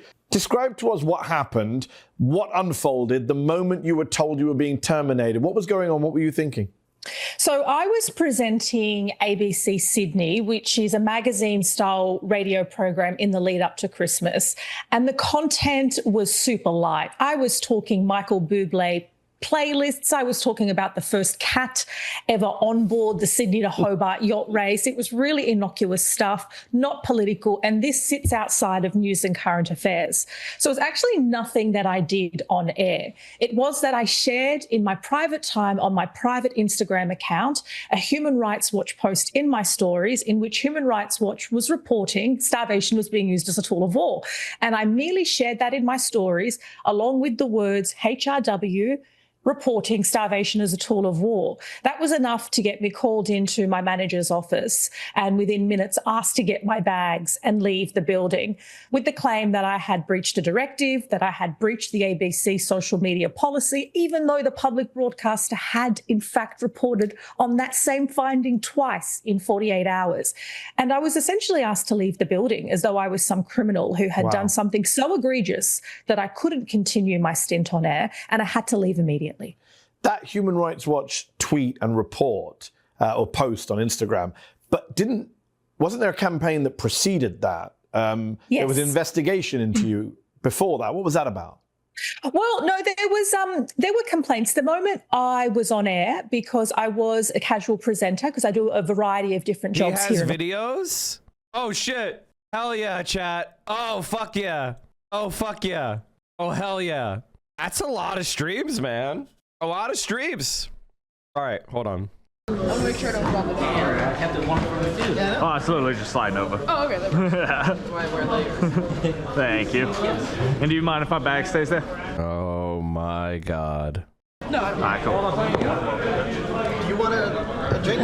Is he playing Yu-Gi-Oh? What's he playing here? I owe you one. Give me a Yoo-hoo. Could you give me a 50? Yeah. Whenever you get a chance. I completely forgot about it. I am the worst person though. I keep asking for a person to keep track. I don't keep track of anything.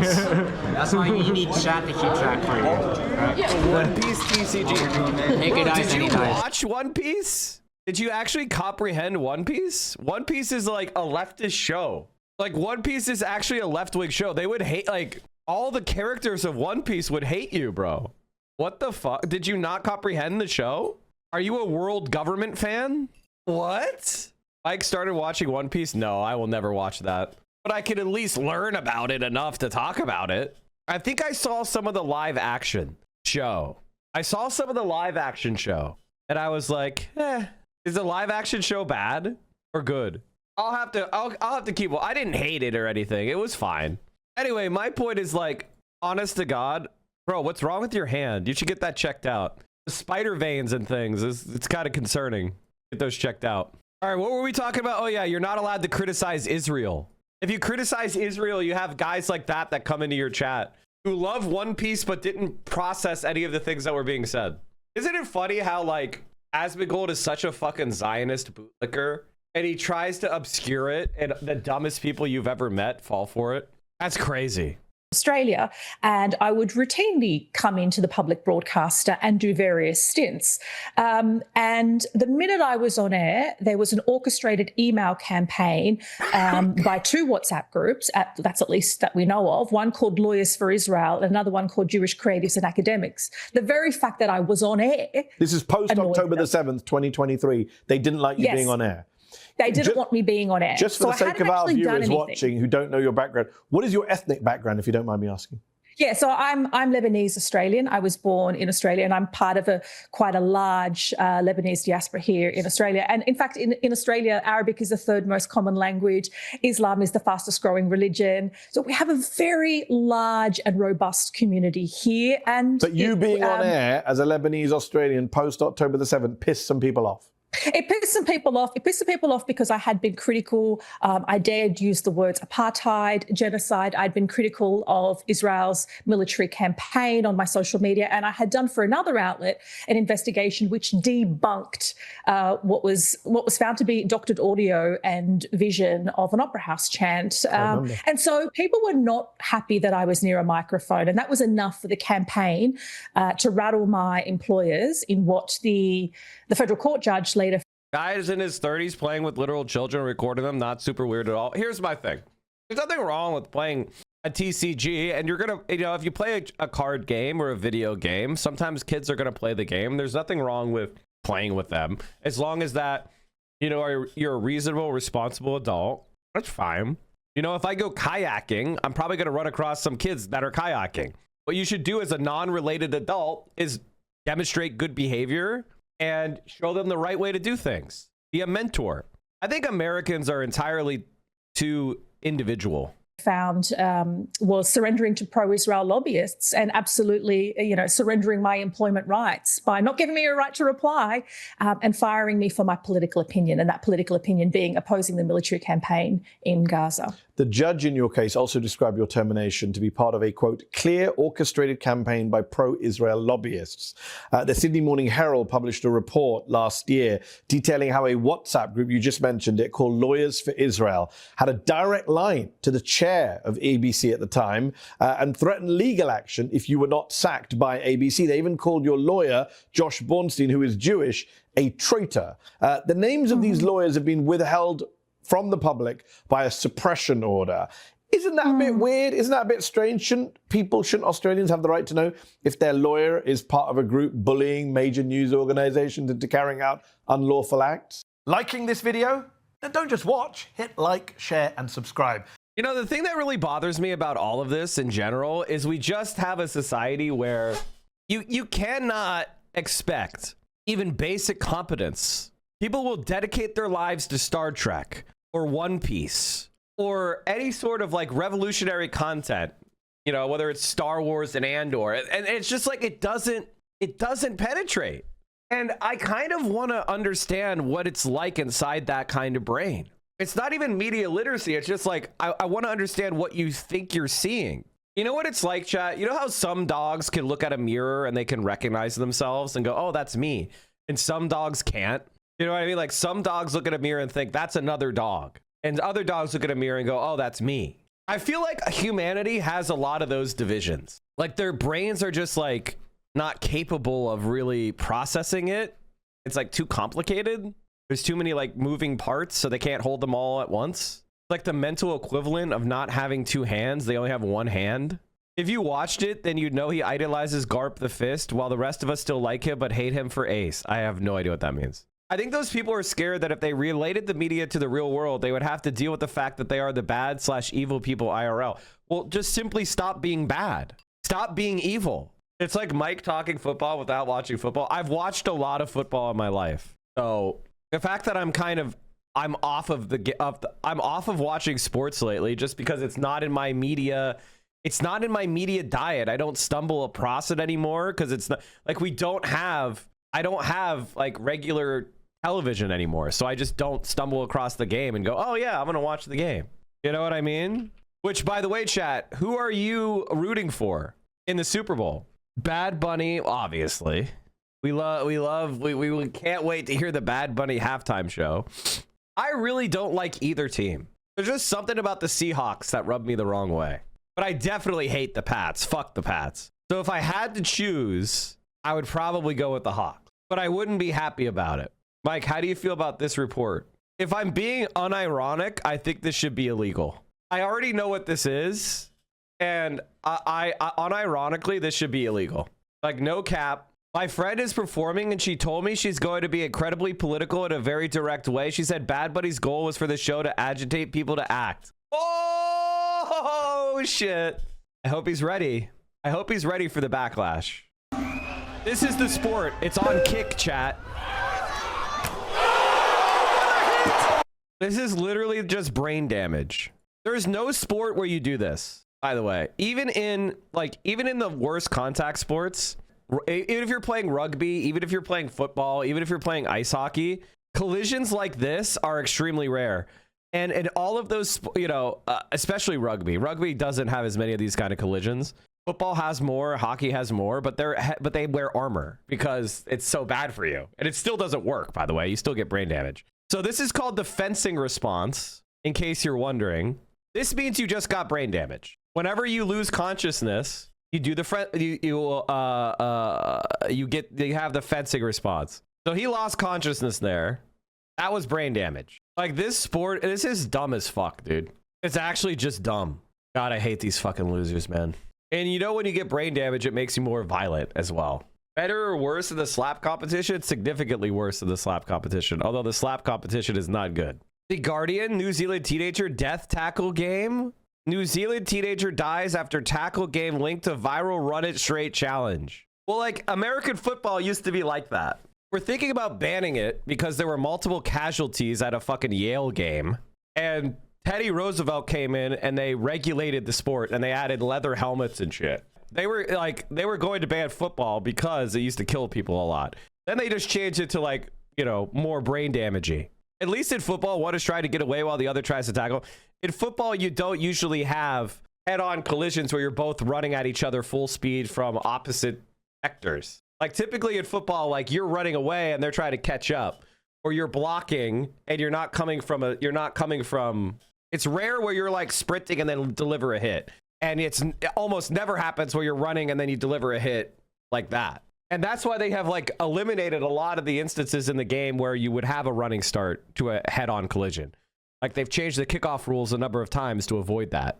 Mike, did you see this? We're out here at the Pro-Billionaires March. Defeat the wealth tax. These are the people who spend their time slandering me and Hassan a bunch. Somebody show me some video of this thing. Somebody show me video of this thing. This is the single best song I've ever heard.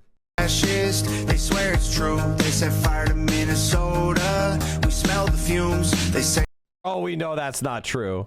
We know that's not true. Maybe this chapter doesn't have any, like, posts in it. Rick Caruso tells me he's reconsidering a run. The Republican? They're saying base to the Republican? Since 1988, polarization of the U.S. has been overwhelming. 1988? That's an interesting date to highlight. You mean where the parties were the most far right wing they've been? Why would you start with 1988? Well, in San Francisco, a rally originally thought to be a joke took place as planned, but not without controversy and counter-protests. Today's March for Billionaires was in opposition to a proposed wealth tax, a one-time 5% data charge for California's wealthiest. That, in theory, would fill the gap where federal funding used. California is home to about 200 billionaires, with almost 2/3 of those living right here in the Bay Area. Opponents of the bill, like the protesters today, say this tax will spark a billionaire exodus and take jobs with them. Here's John Ramos. California has more billionaires than any state in the union, and it is said to have the 5th largest economy in the entire world. People are living on sidewalks and eating in soup kitchens. So it's probably not surprising that this place would become ground zero when it comes to class warfare. The issue of income disparity is a serious one, but today's advertised March for Billionaires took a serious turn to the absurd. And organizer Derek Kaufman seemed to know it would happen. So I sort of guessed it would be provocative. I also think that if it were not called what it was, then it would not have gotten the attention that it did. The gathering at a park in the Fillmore district only drew a handful of supporters who seemed sincere in their opposition to California's proposed asset tax on billionaires, which they believe will drive wealth and innovation out of the state. You know, I know a lot of people disagree with the framing of this, but I do really believe that that most billionaires have had a greatly positive influence on the economy. These are exactly the here's what I would say, and I don't mean this to, like, sound over the top, but I do think this should be violently, not violently. What I mean violently, I mean strongly. Okay, not with violence. Okay, I mean strongly counter protested. I don't think we should, like, yuck around with these kind of people. I think they should be outnumbered. I think they should feel see how far outnumbered they are. And I think they should be, you know, and kind of go like, oh, vehemently is what I'm looking for. Thank you. Now, I don't want you to go and, like, punch that kid in the face as hard as you can. That would be fucking insane. Don't do that. I'm not saying that you should rip their posters out of their hands and, you know, like, I'm not saying to do any of those things. That would be bad. What I mean is you just show up and everywhere they go, they're surrounded by 3 times as many counter protesters saying, tax the rich, house the homeless, feed the poor, fix our roads and bridges, build high-speed rail. You know, I want these people to understand that not only are they not welcome, that their position is toxic. Like, you know, it's all cute to be like a Discord kitten incel who lives in upper class daddy's basement, posting about how your inheritance is actually meritocratic, which is about 90% of the people that post on the neoliberal subreddit. When you try to bring that shit out into the real world, marching past literally thousands of people living on the streets because of our system, then it's no longer funny. A woman named Annie from Berkeley came up with the original idea. I am a Christian. I swear on my God that I am being completely genuine here. We are being serious. We like billionaires. We want them to stay. But the unusual notion of a march to support the wealthiest people in the world also drew a lot of media and some snarky opposition. People poured on the sarcasm as they discussed the plight of the downtrodden billionaires. You know, you don't know when you look at somebody what their story is, what their inner struggle is. So you can't tell if somebody is carrying the weight of billions of dollars. It really is a heavy burden. Roselle Swimmer spent yesterday creating a giant puppet of a chef wielding a butcher knife with the slogan, "Eat the rich." I wanted to match. That's actually a cleaver, not a butcher knife.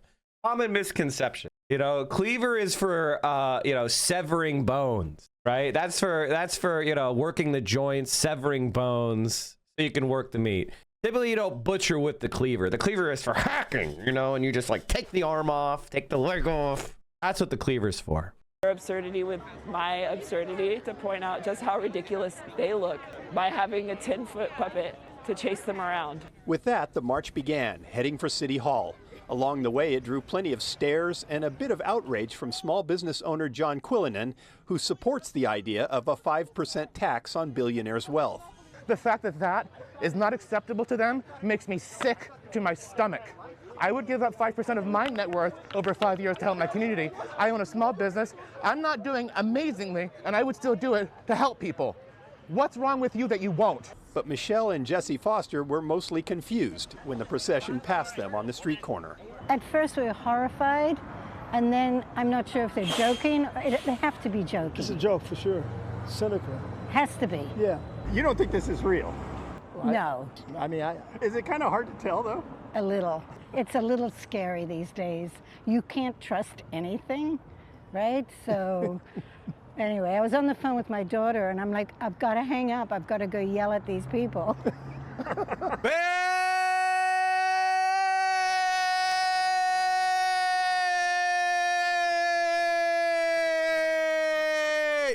Granny gets it. Granny fucking gets it. When the group of supporters and detractors By the way, literally 20 Discord incels wearing top hats and shit. Bring back organized labor with a truncheon. Bring back the Molly Maguires. City Hall, they were still arguing, but it was still hard to know what to take seriously. That's the way politics is these days. So much of it seems like it can't possibly be real. ICE agents now wearing disguises to try to evade citizen observers.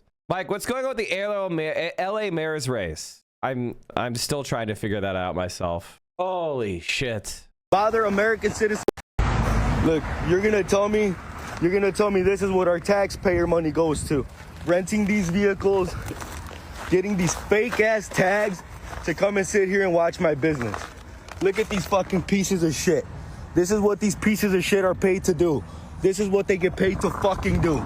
Bother us. Bother American citizens that have a fucking good running business, giving people jobs. That third recommended video looks good. Dope. FD Signifier and Caroline Kwan. Yeah. This is what they do. True. This is what they do. Don't hide your face. Don't hide your face.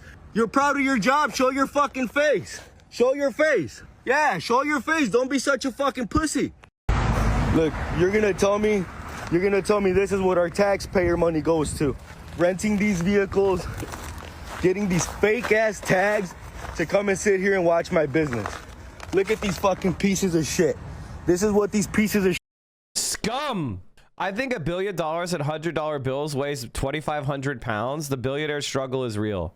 Legal observers in Minnesota say ICE agents are increasingly relying on disguises and ruses to evade the state's sprawling network of citizen observers. Hard hats and dummy plates. Reports of ICE ruses and add to fears in Minnesota. These motherfuckers are so scared. They're so fucking scared. And that is, ladies and gentlemen, how you effectively counter this shit. You effectively counter this shit by making them frightened. Not of violence, but of accountability. All right, chat. There's more guns in the United States than any country in the world. The Good Liars They went to the SHOT Show. Let's check out their content. It's Sunday Fun Day. Mass shootings here than any country in the world. Do you think there's a correlation there? No. Nope.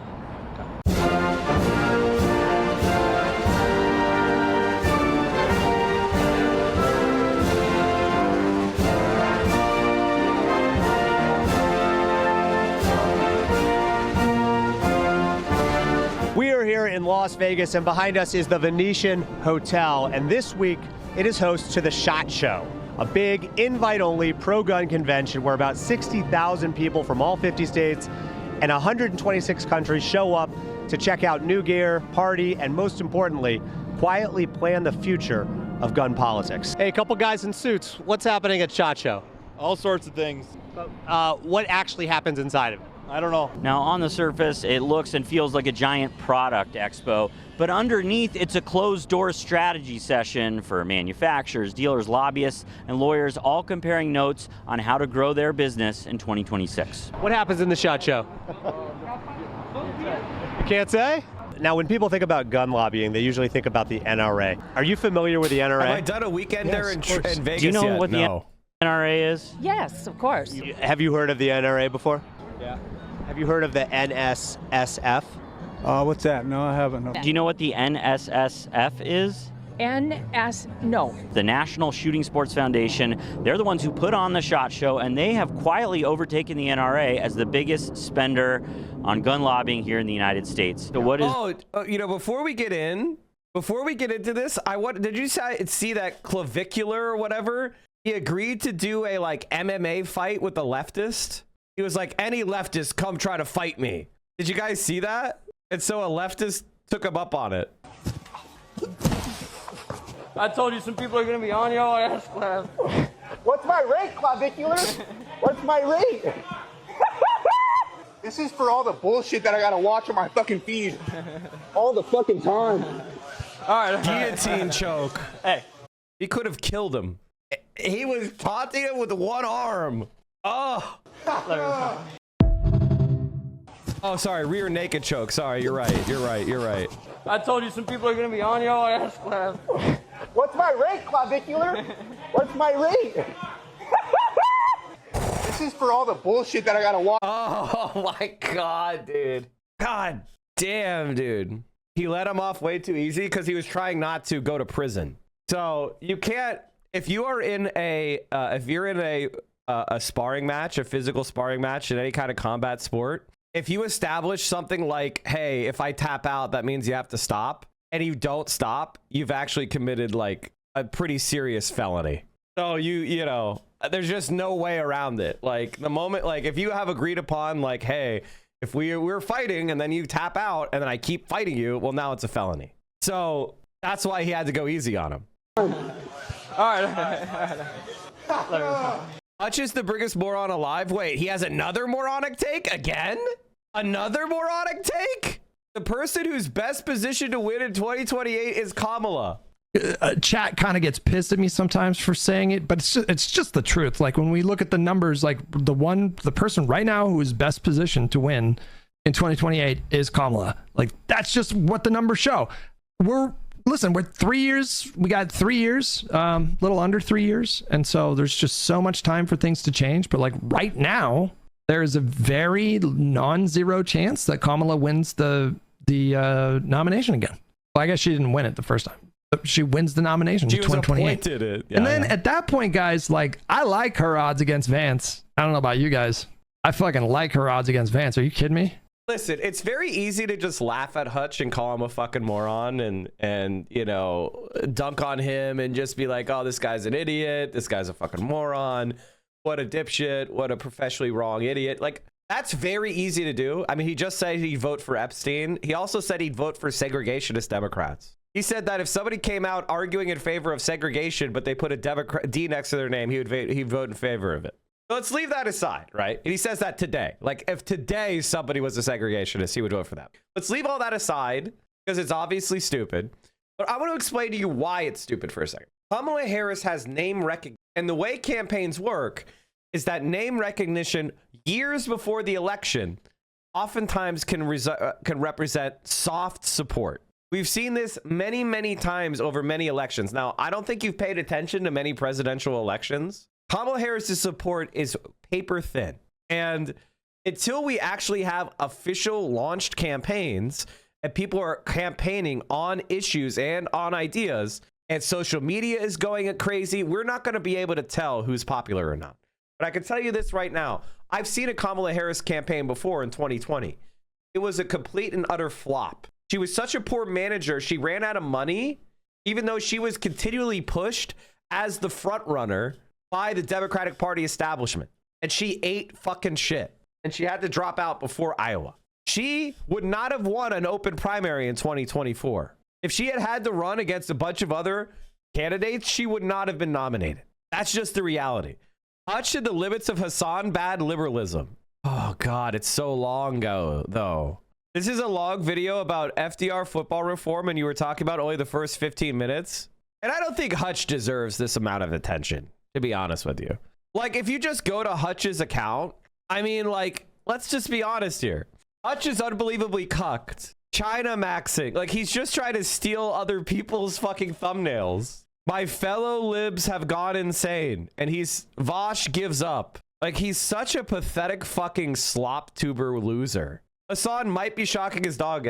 I do think Hassan should sue Hutch for defamation. Every single one of his posts are just about other influencers. What a fucking loser he is. What a fucking loser this guy is. Getting fucking 5,000 views with 830k subscribers is fucking crazy, dude. You are a fucking loser. Holy shit, that's embarrassing. All right, back to SHOT Show. The SHOT Show for people who aren't familiar with it. Oh, gee whiz. It's an NRA on steroids. It's much bigger. You'd want people to know that the SHOT Show is the NRA on steroids? That's what it is. And as a gun shop owner, are there specific events that lead to spikes in gun sales? Specific events as of... like if there's a presidential election coming up or a mass shooting or something like that? Well, sometimes that can affect it, yes, yeah. Which one affects it more? Well, a lot of different things can affect it. Gun laws, which are enacted by the state or whatever. The average person, the responsible citizen attending, are they allowed to bring a gun into the show? I would not think so. After a mass shooting, have you noticed people talk about there being a spike in gun sales? You know, I've seen that before, but not in the last few years. Okay. Obviously, just because Hook was probably the biggest one. But after that, not so much. Really? Well, I guess because after Sandy Hook, weren't like a new gun law wasn't passed after that, nope. And it kind of seemed like kids were shot. And how come the NRA lost so much motion? There was a lot of corruption and there was like scandals, and they don't really they kind of won. You know what I mean? Like the NRA kind of accomplished their goals. Like they didn't need to care anymore. You know what I mean? Like they won, and there really isn't any resistance. Mike, why is it the SRA gaining traction? Because lefties think of guns as a tool. Republicans worship guns because they're fear-based. If you are a high anxiety, high fear person like the average conservative, you cling to guns as like a psychological palliative. Whereas on the left, we think of guns as like having a drill, right? Like how many Milwaukee drills do I need? At most I get one, you know, and I stick it in the fucking container and wait till I need to use it. Maybe I even like doing wood crafting projects, but I'm not certainly sitting there obsessing over it, stroking it, fantasizing with it. So that's kind of the main difference. And so conservatives spend a lot more money on it. So therefore, they're more important to like focus on. Let me tell you, lefties are going to learn to love guns over the next year. They didn't pass a law. They're not going to pass a law for another one, right? They haven't, no. Yeah. And so what is going to be done about gun violence in America? Oh, Jack, I don't have that video anymore. You'd have to go look at the VODs and figure it out. I don't think anything would be. Well, why not? It's not that violent. America's not that violent? No. SHOT Show trivia. How many people died last year of gun violence? 38,676. The SHOT Show raises millions of dollars. We expect to hear a lot of messaging inside about gun safety, which feels a little bit strange because guns are responsible for almost 40,000 deaths a year. I just thought you were going to say because guns kill people. Right. Yeah. All right, right, so we're inside the Venetian right now. A lot of cool casino games here, a lot of slot machines. Now we're going to make our way to the convention center and try and get into the SHOT Show, see what's going on the inside of the SHOT Show. Let's go.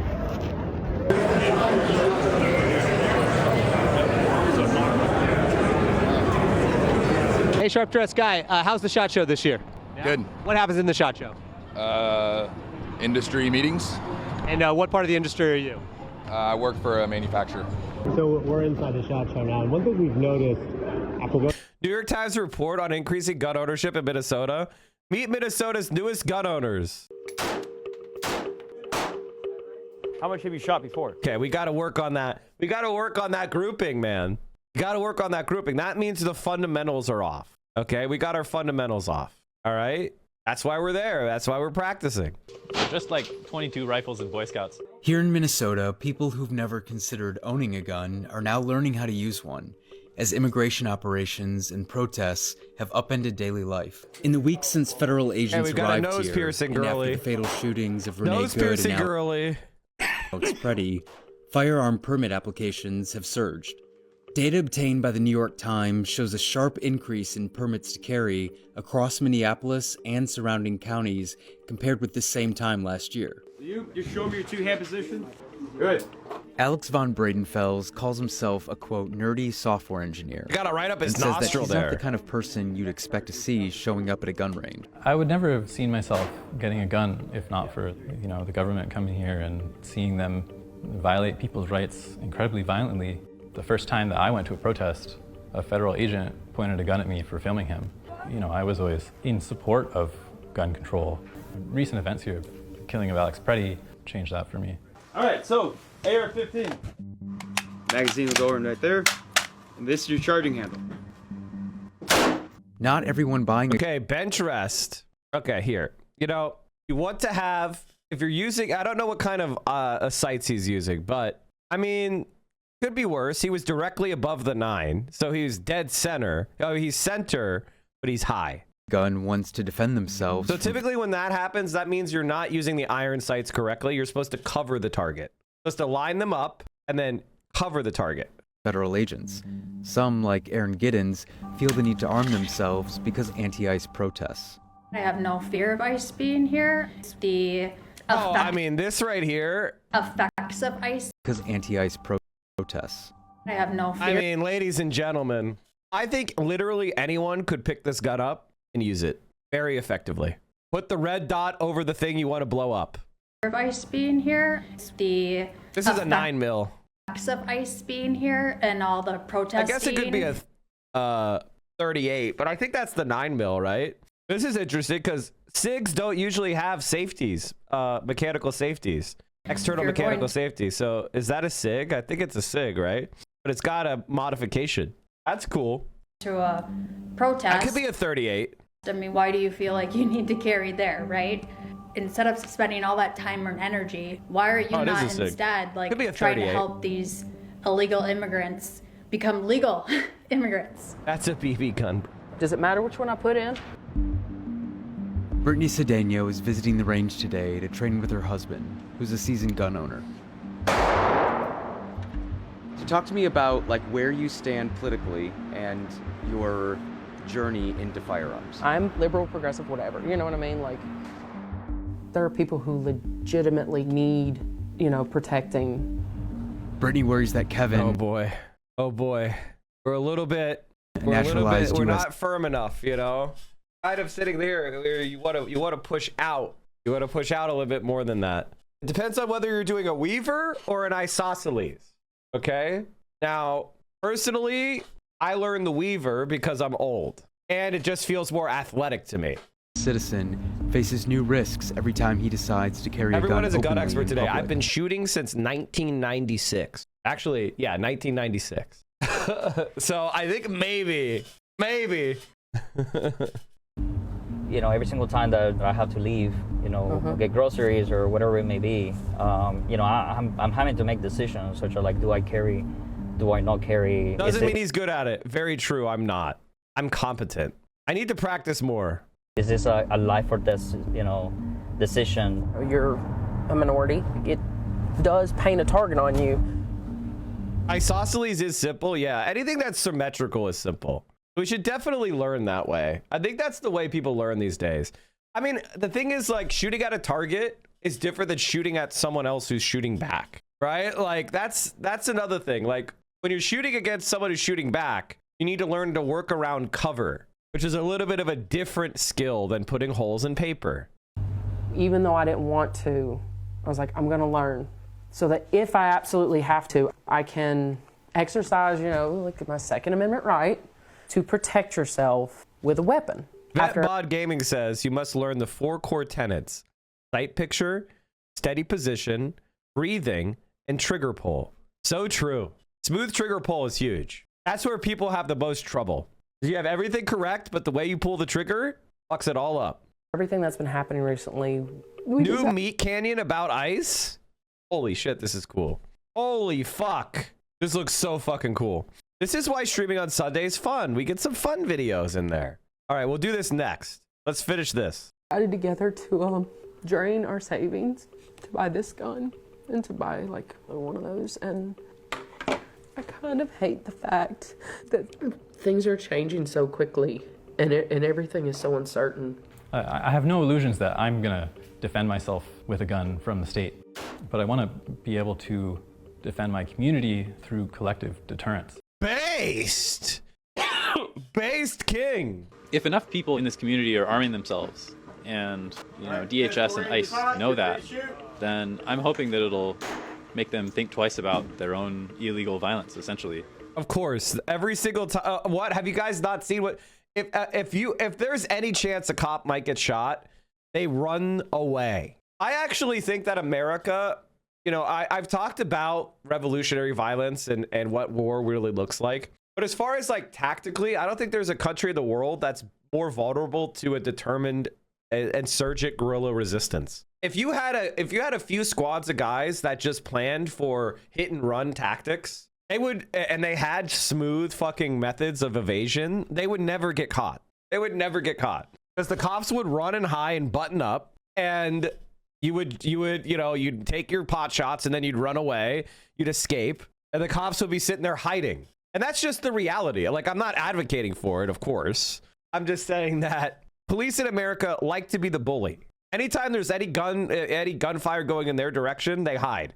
And we've seen it many, many times. Like, there was those 2 bank robbers in LA. 2 bank robbers in LA. They like walked around.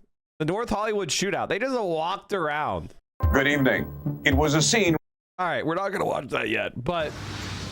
When did they allow so many Japanese people in this convention? I mean, how many of these parasites even bought a ticket to get in here? Bunch of leeches. We're gonna need to do a ticket check down here. Oh, slippery fingers. Now, I'm not scared or anything, but I heard if a Japanese person sees your face, they'll take your soul. I can't shake the feeling that I'm gonna get raped and eaten by these things I don't understand. Couldn't have said it better myself. You're smart as hell, Cletus. Wait! Look over there! Oh my God! Oh, darn it, just got this thing, my bad. Okay, here we go. Freeze! Drop those weapons! Let us see those hands! I can't! They're a part of my costume! Show me your convention ticket! It's on my phone! I can't grab it with my prop hands! He's gonna rape me! What? No! Show me those hands! Okay, Let me see those hands! Okay. Identify yourself, demon. I'm Dingy from Chainsaw Man. I'm Dingy the Chainsaw Man. Cletus, frisk him. Get his ID. I'm gonna go get his identification. Josh Allen. Josh Allen from Texas. Josh Allen. That don't sound like no Dingy from Chainsaw Man to me. It's my costume. I'm just playing a... Shut him up, Cletus! I'm gonna put a bullet in his hand. What? What are you doing? You want me to get down? Here, you okay, get I'll down. get down. You get okay, on the ground. I'm going. Don't think about slipping a pinky in me. My holes are off limits, demon. Oh my God. Yeah, so I found a couple of these guys' tweets, and I just think, you know, is there really a loss? I mean, look at this. This is, I mean, come on. What kind of person would say something like that? This convention gets worse every year. If you don't like it, you can leave. Look, fellas, people are filming us. We're gonna be heroes. I'm gonna be famous for being a hero. They're gonna put me on the TV. Thank you for keeping us safe, brave heroes. Let's give them a round of applause, guys. If anyone's gonna be the famous hero, it should be me. I love this convention more than any of you guys. Like hell, you're just here 'cause the bonus. You're as big a parasite as any of them are. I should be the hero. Oh yeah? You're a big fat pussy. Hiding that pussy face behind that mask of yours. I'm legally retarded, and I don't know who to kill anymore. Cletus, you can't say that. Oh, fuck you. I have not gone woke. You guys are getting in my head. How do I know you ain't one of them? Damn it, Cletus. Don't you point that gun at me. What is going on? For the love of God, I'm just a cosplayer. I'm fighting for this convention. Admit it. You're gonna eliminate me. Admit it. Oh, you son of a bitch. I'll get shot to death. Oh, God, I'm dead. Now we can have the round of applause, chat. Now we can have the round of applause for the cinema. Oh, God, she's right. This convention's gone down the shitter. There's nothing left to live for. This is what I've been asking. You have all these weeaboos, but one of the deepest elements of Japanese culture that goes back for millennia is the idea that if you shame your family sufficiently enough, that you will commit the ancient and venerable practice of seppuku or harikari. Why aren't there more weebs following in all of the traditions of Japan? Why are they only following the tradition of being a pedophile? That's a question I have for a lot of these people. Jiwa! Jiwa!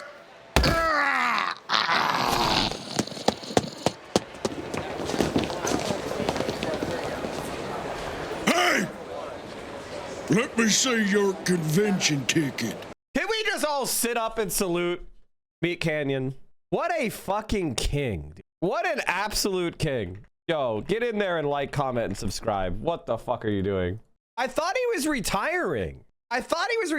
Like, wasn't he retiring? And now he's putting out even more bangers? Mike, can you share the link, please? I just shared it like 15 times, but there's another time. He wasn't posting about it on his channel because he was too busy cooking. Holy fuck, is this good? What a talent. What a talent.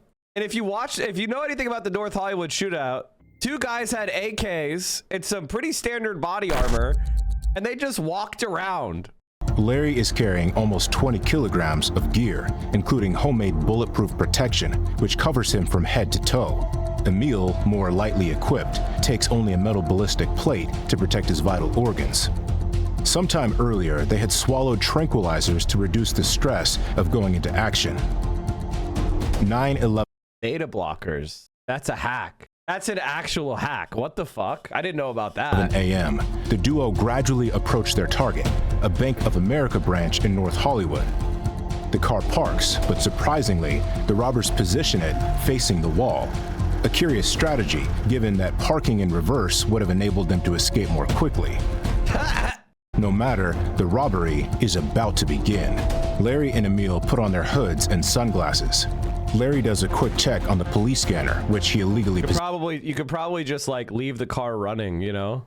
Possesses, and then it's off. It's 9:17 a.m. when the two men exit the vehicle, one after the other. Their watches are set to 8 minutes, the time they estimate before the police intervene. They head for the bank entrance. Their bodybuilder stature combined with the heavy equipment they're wearing make them look like two intimidating monsters about to terrify the world. Okay, motherfucker, let's go.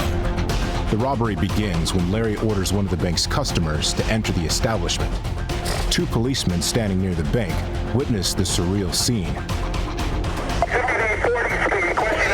Oh my, they walked in front of a cop? Oh. We have a possible 211 in progress at the Bank of America. Bank of America. Located north of Kittredge. We have shots fired. The robbery had barely begun, but the alert had already been given. Unaware of this, Larry and Emil carry on with their robbery. This is a fucking holdup. Then, putting their money where their mouths are, the two of them strafe the ceiling of the bank. The 30 or so employees and customers present at the Bank of America that morning are terrified. It doesn't take long for LAPD patrol cars to arrive at the scene of the crime. Inside the bank, Larry ensures that all the hostages remain motionless. 30 men, women, and children lie on the floor, terrified by the criminal who roams the room, threatening to kill anyone who dares challenge his authority. Meanwhile, Emil is busy collecting the money. I don't think it's AI voiceover, is it? He then hits a 79-year-old.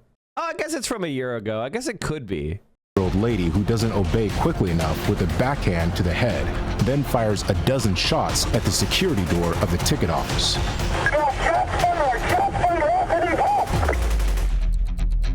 The door blown open, Emil then heads into the private part of the bank, where the vault and other employees are located. Get the money, or we will kill you. Among the employees is the bank's deputy manager, who holds the keys to the vault.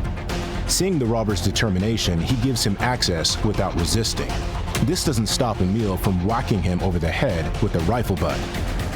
Once inside the vault, Emil gets more and more upset. The deputy manager unlocks secure boxes containing only small bundles. The bandit's big black bag isn't filling up fast enough for his liking. They had planned on a haul of $750,000, and all they get back is barely half of that, just over $300,000. Emil stares angrily at his hostage and repeatedly asks him to take out more money. Alas, that's all the bank had at the time. An ominous silence falls. Suddenly, the disgruntled robber fires his assault rifle into the ceiling of the vault. Everybody stay down. Rapid automatic fire. They're panning the area with fire. For his part, Larry continued to watch the hostages, moving from one side of the bank. Okay, so the robbery isn't the important part. What's important is when they walk out. Is clearly not enough. It's inevitable. Future chaos. Larry Phillips is the first to emerge from the building. He points his assault rifle at the police vehicles and opens fire. Requested help at the bank. Stay down. The suspects are shooting AK-47. All units at the Bank of America, stay down. Shots are being fired. Automatic fire. The deafening sound of the bullets echoed throughout the neighborhood. Police officers and civilians dived to the ground in order to avoid the piercing bullets from the automatic AKs rifles. Are there in the U.S.? 100,000, at least. The cars they were hiding behind were pierced like paper, some bullets even flying out the other side of the bodywork. More than 200 rounds were fired by Larry. He then retreated into the bank. The first hail of bullets had already wounded several people, including 2 civilians. Then, at 9:30 a.m., Larry reappeared, this time accompanied by Emil, who is carrying the bag of money. The bursts of gunfire resume, but more. 300,000 is not a lot of money, man. Like, for this level of violence, dude. Even then, 300,000 is a thin robbery, dude. Tensely.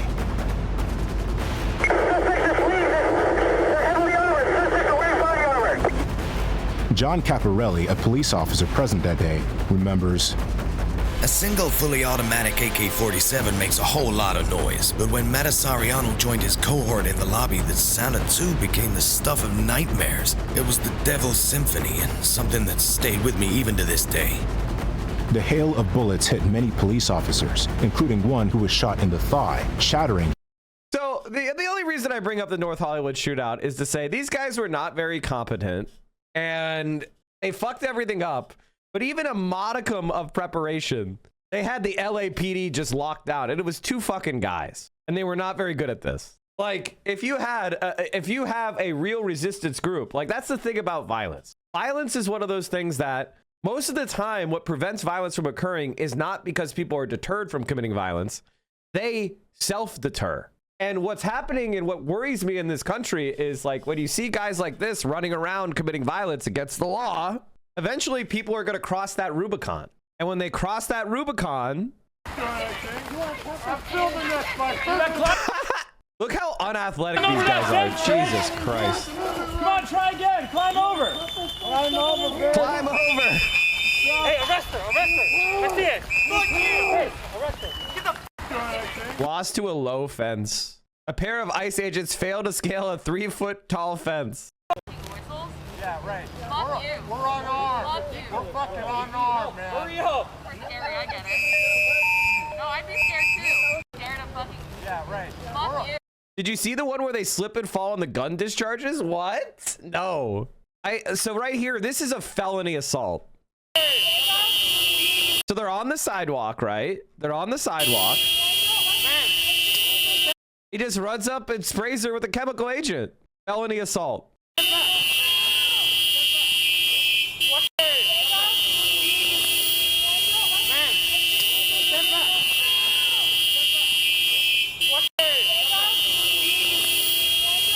Guys, we got one of the protest signs for that billionaire march. I wonder how much you could get away with just dressed as an ICE agent. I mean, if you want to talk, I mean, they're not really wearing any equipment that's hard to get. You could just pretend to be an ICE agent. The problem is the community might jump you. You know what I mean? Like, that's the thing. Is if you don't want the community to think that you're actually an ICE agent, that's where you're likely to get fucked up, you know?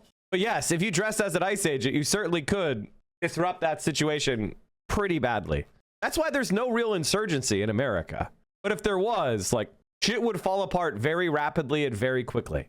All right, back to the SHOT Show. A lot of NRA conventions is that everyone there is kind of dressed in like camo hats, and you see a lot of that here. But also you see like guys just like this guy right here. He's dressed in suits. Way worse picture. Deals, a little bit more buttoned up than at an NRA. Hey, chat. Pro billionaire march. We love you, Jeffrey. This is 100,000% Hutch. If I had to bet money on whether or not this guy watches Destiny, I would put 10 grand down on it. I would put 10 grand down on this being a Destiny fan. Unironically. Person in the back is Elia. Oh, God. Ew. God, she may be one of the grossest people on the planet. I am not a Puritan, but Elia, or whatever her fucking name is, actually makes me want... convention. If you've never been to SHOT Show, you don't know what you're missing. It is industry related, so not just any regular old Joe can walk in there. But if you, like yesterday, I went to the governor's forum, and I heard from 7 different governors that were speaking, red state governors that were speaking on where we are as a nation. There's like state leaders, there's governors there talking, trying to influence law and that sort of thing. Well, absolutely. It's not influencing law so much, it's protecting the laws that are already in play. We are here at the SHOT Show, and something super cool, I mean, if you love guns, is that you can win a gun with your coffee, I guess. So here at the SHOT Show, there is something called Shot After Dark. That's the name of it, Shot After Dark. It's all the events that are taking place, the nightlife of SHOT Show. But Shot After Dark is kind of a weird name. It sounds like you're getting shot after dark. NSSF, they actually do a lot of lobbying on behalf of the gun industry. Is that true? Oh, yeah. When people think about gun lobbying, they think about Wayne LaPierre and the NRA, but what they should be thinking about is this, the NSSF and a guy named Joseph Bartozzi. They're responsible for more gun lobbying than the NRA is now. They're trying to make it easier for more Americans to get more guns. What's one surprising fact about guns? They're totally safe. Okay, I got one too. The majority of Americans want stricter gun laws. That's a bunch of bullshit. 6 in 10 U.S. adults favor stricter gun laws. Because it doesn't matter what the majority of people want. Because we have an undemocratic system. If America got the public policy that the people want, it would be utopic. Or a fuck lot better than it is now, that's for sure. Epstein Survivor's Super Bowl ad?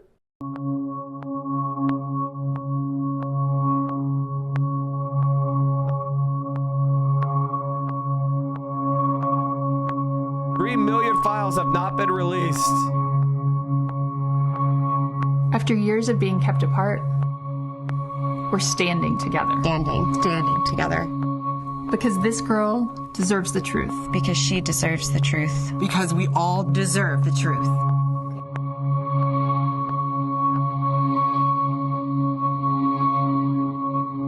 Damn.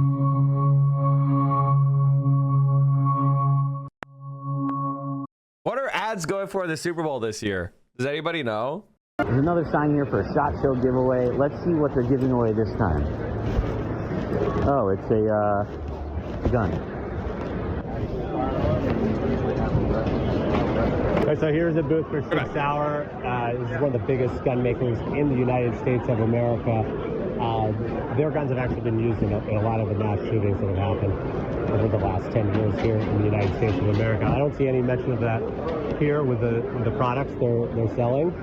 They spend a lot of money lobbying, protecting their profits, especially after these mass shootings when there's an uproar over gun safety and potentially passing laws that would hurt their sales. They go on the offensive and spend money to try and make sure that these laws aren't passed. They make the most money that they spend this year, the NSSF, on lobbying, and they make it here at this show. They spend it throughout the year to lobby in Washington, D.C. I have no idea. Really? Okay. Yeah. So if you attend the SHOT Show, you might not know that behind the scenes, there's a lot of lobbying going on. And those are laws to make sure gun manufacturers make tons of money.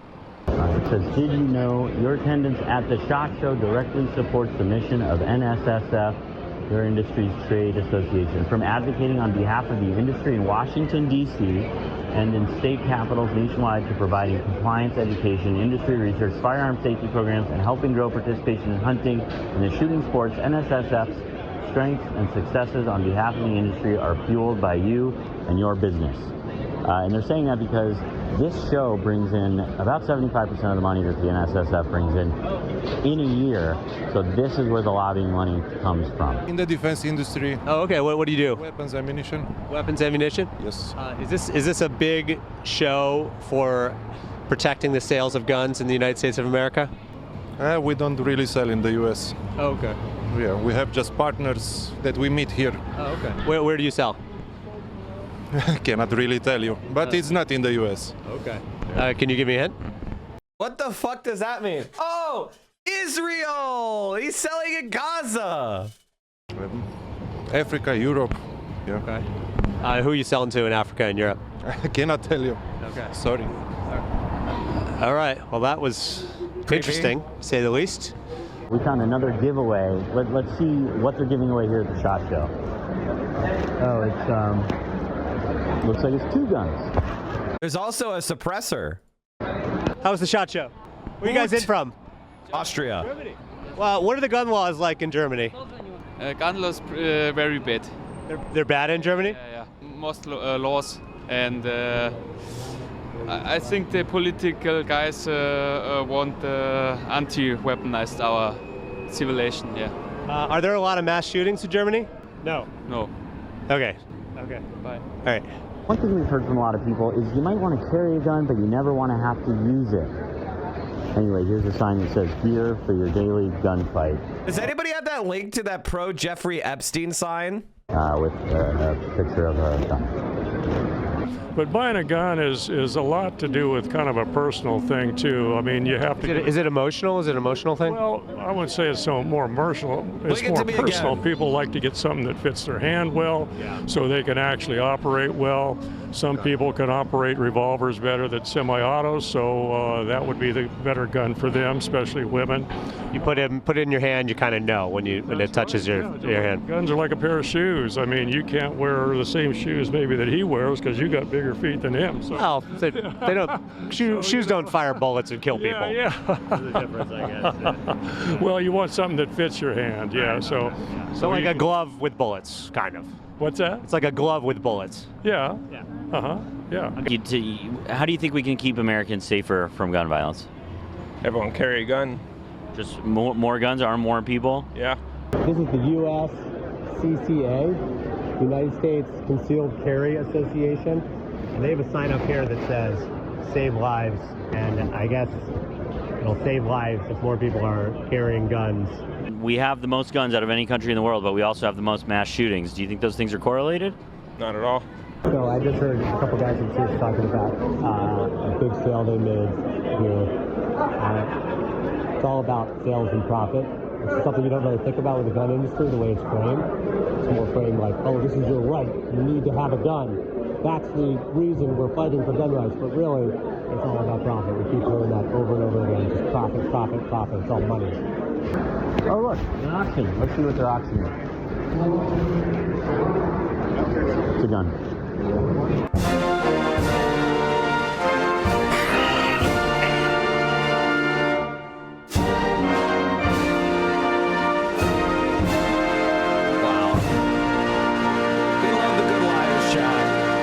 I've loved them for a long, long time. We need more good liars energy in our country. More confrontational leftism. Make sure you go like their shit, subscribe. They're cool as fuck. And yeah, that's gonna be it for me today. I'd love to stay on. I just don't have anything more to say. I'm also sick. I'm sick as fuck. So thank you everybody for being here. Oh, here's all my links. And make sure you go check out my new YouTube video on the Chinese Navy, the new Chinese Navy video over on the Central Committee Mike from PA YouTube channel. Go over there, check out them all. Help the channel continue to grow. Con Crud from Anime Convention. No, I didn't go to an anime convention. I don't know what I got it from, to be honest with you. All right, everybody. I'm gonna send you guys, gals, non-binary pals over to VO's channel. VO is doing Goth Sundays. Goth Sundays. So if that sounds like something you want to see, go check it out. VO has a question she has about bangs. You got to help me figure out if bangs are the right way. All right, everybody, stay safe. Solidarity forever. We'll be here tomorrow, same time, nice, bright and early at the Central_Committee stream. Have a wonderful, wonderful, wonderful rest of your day. I'll see you all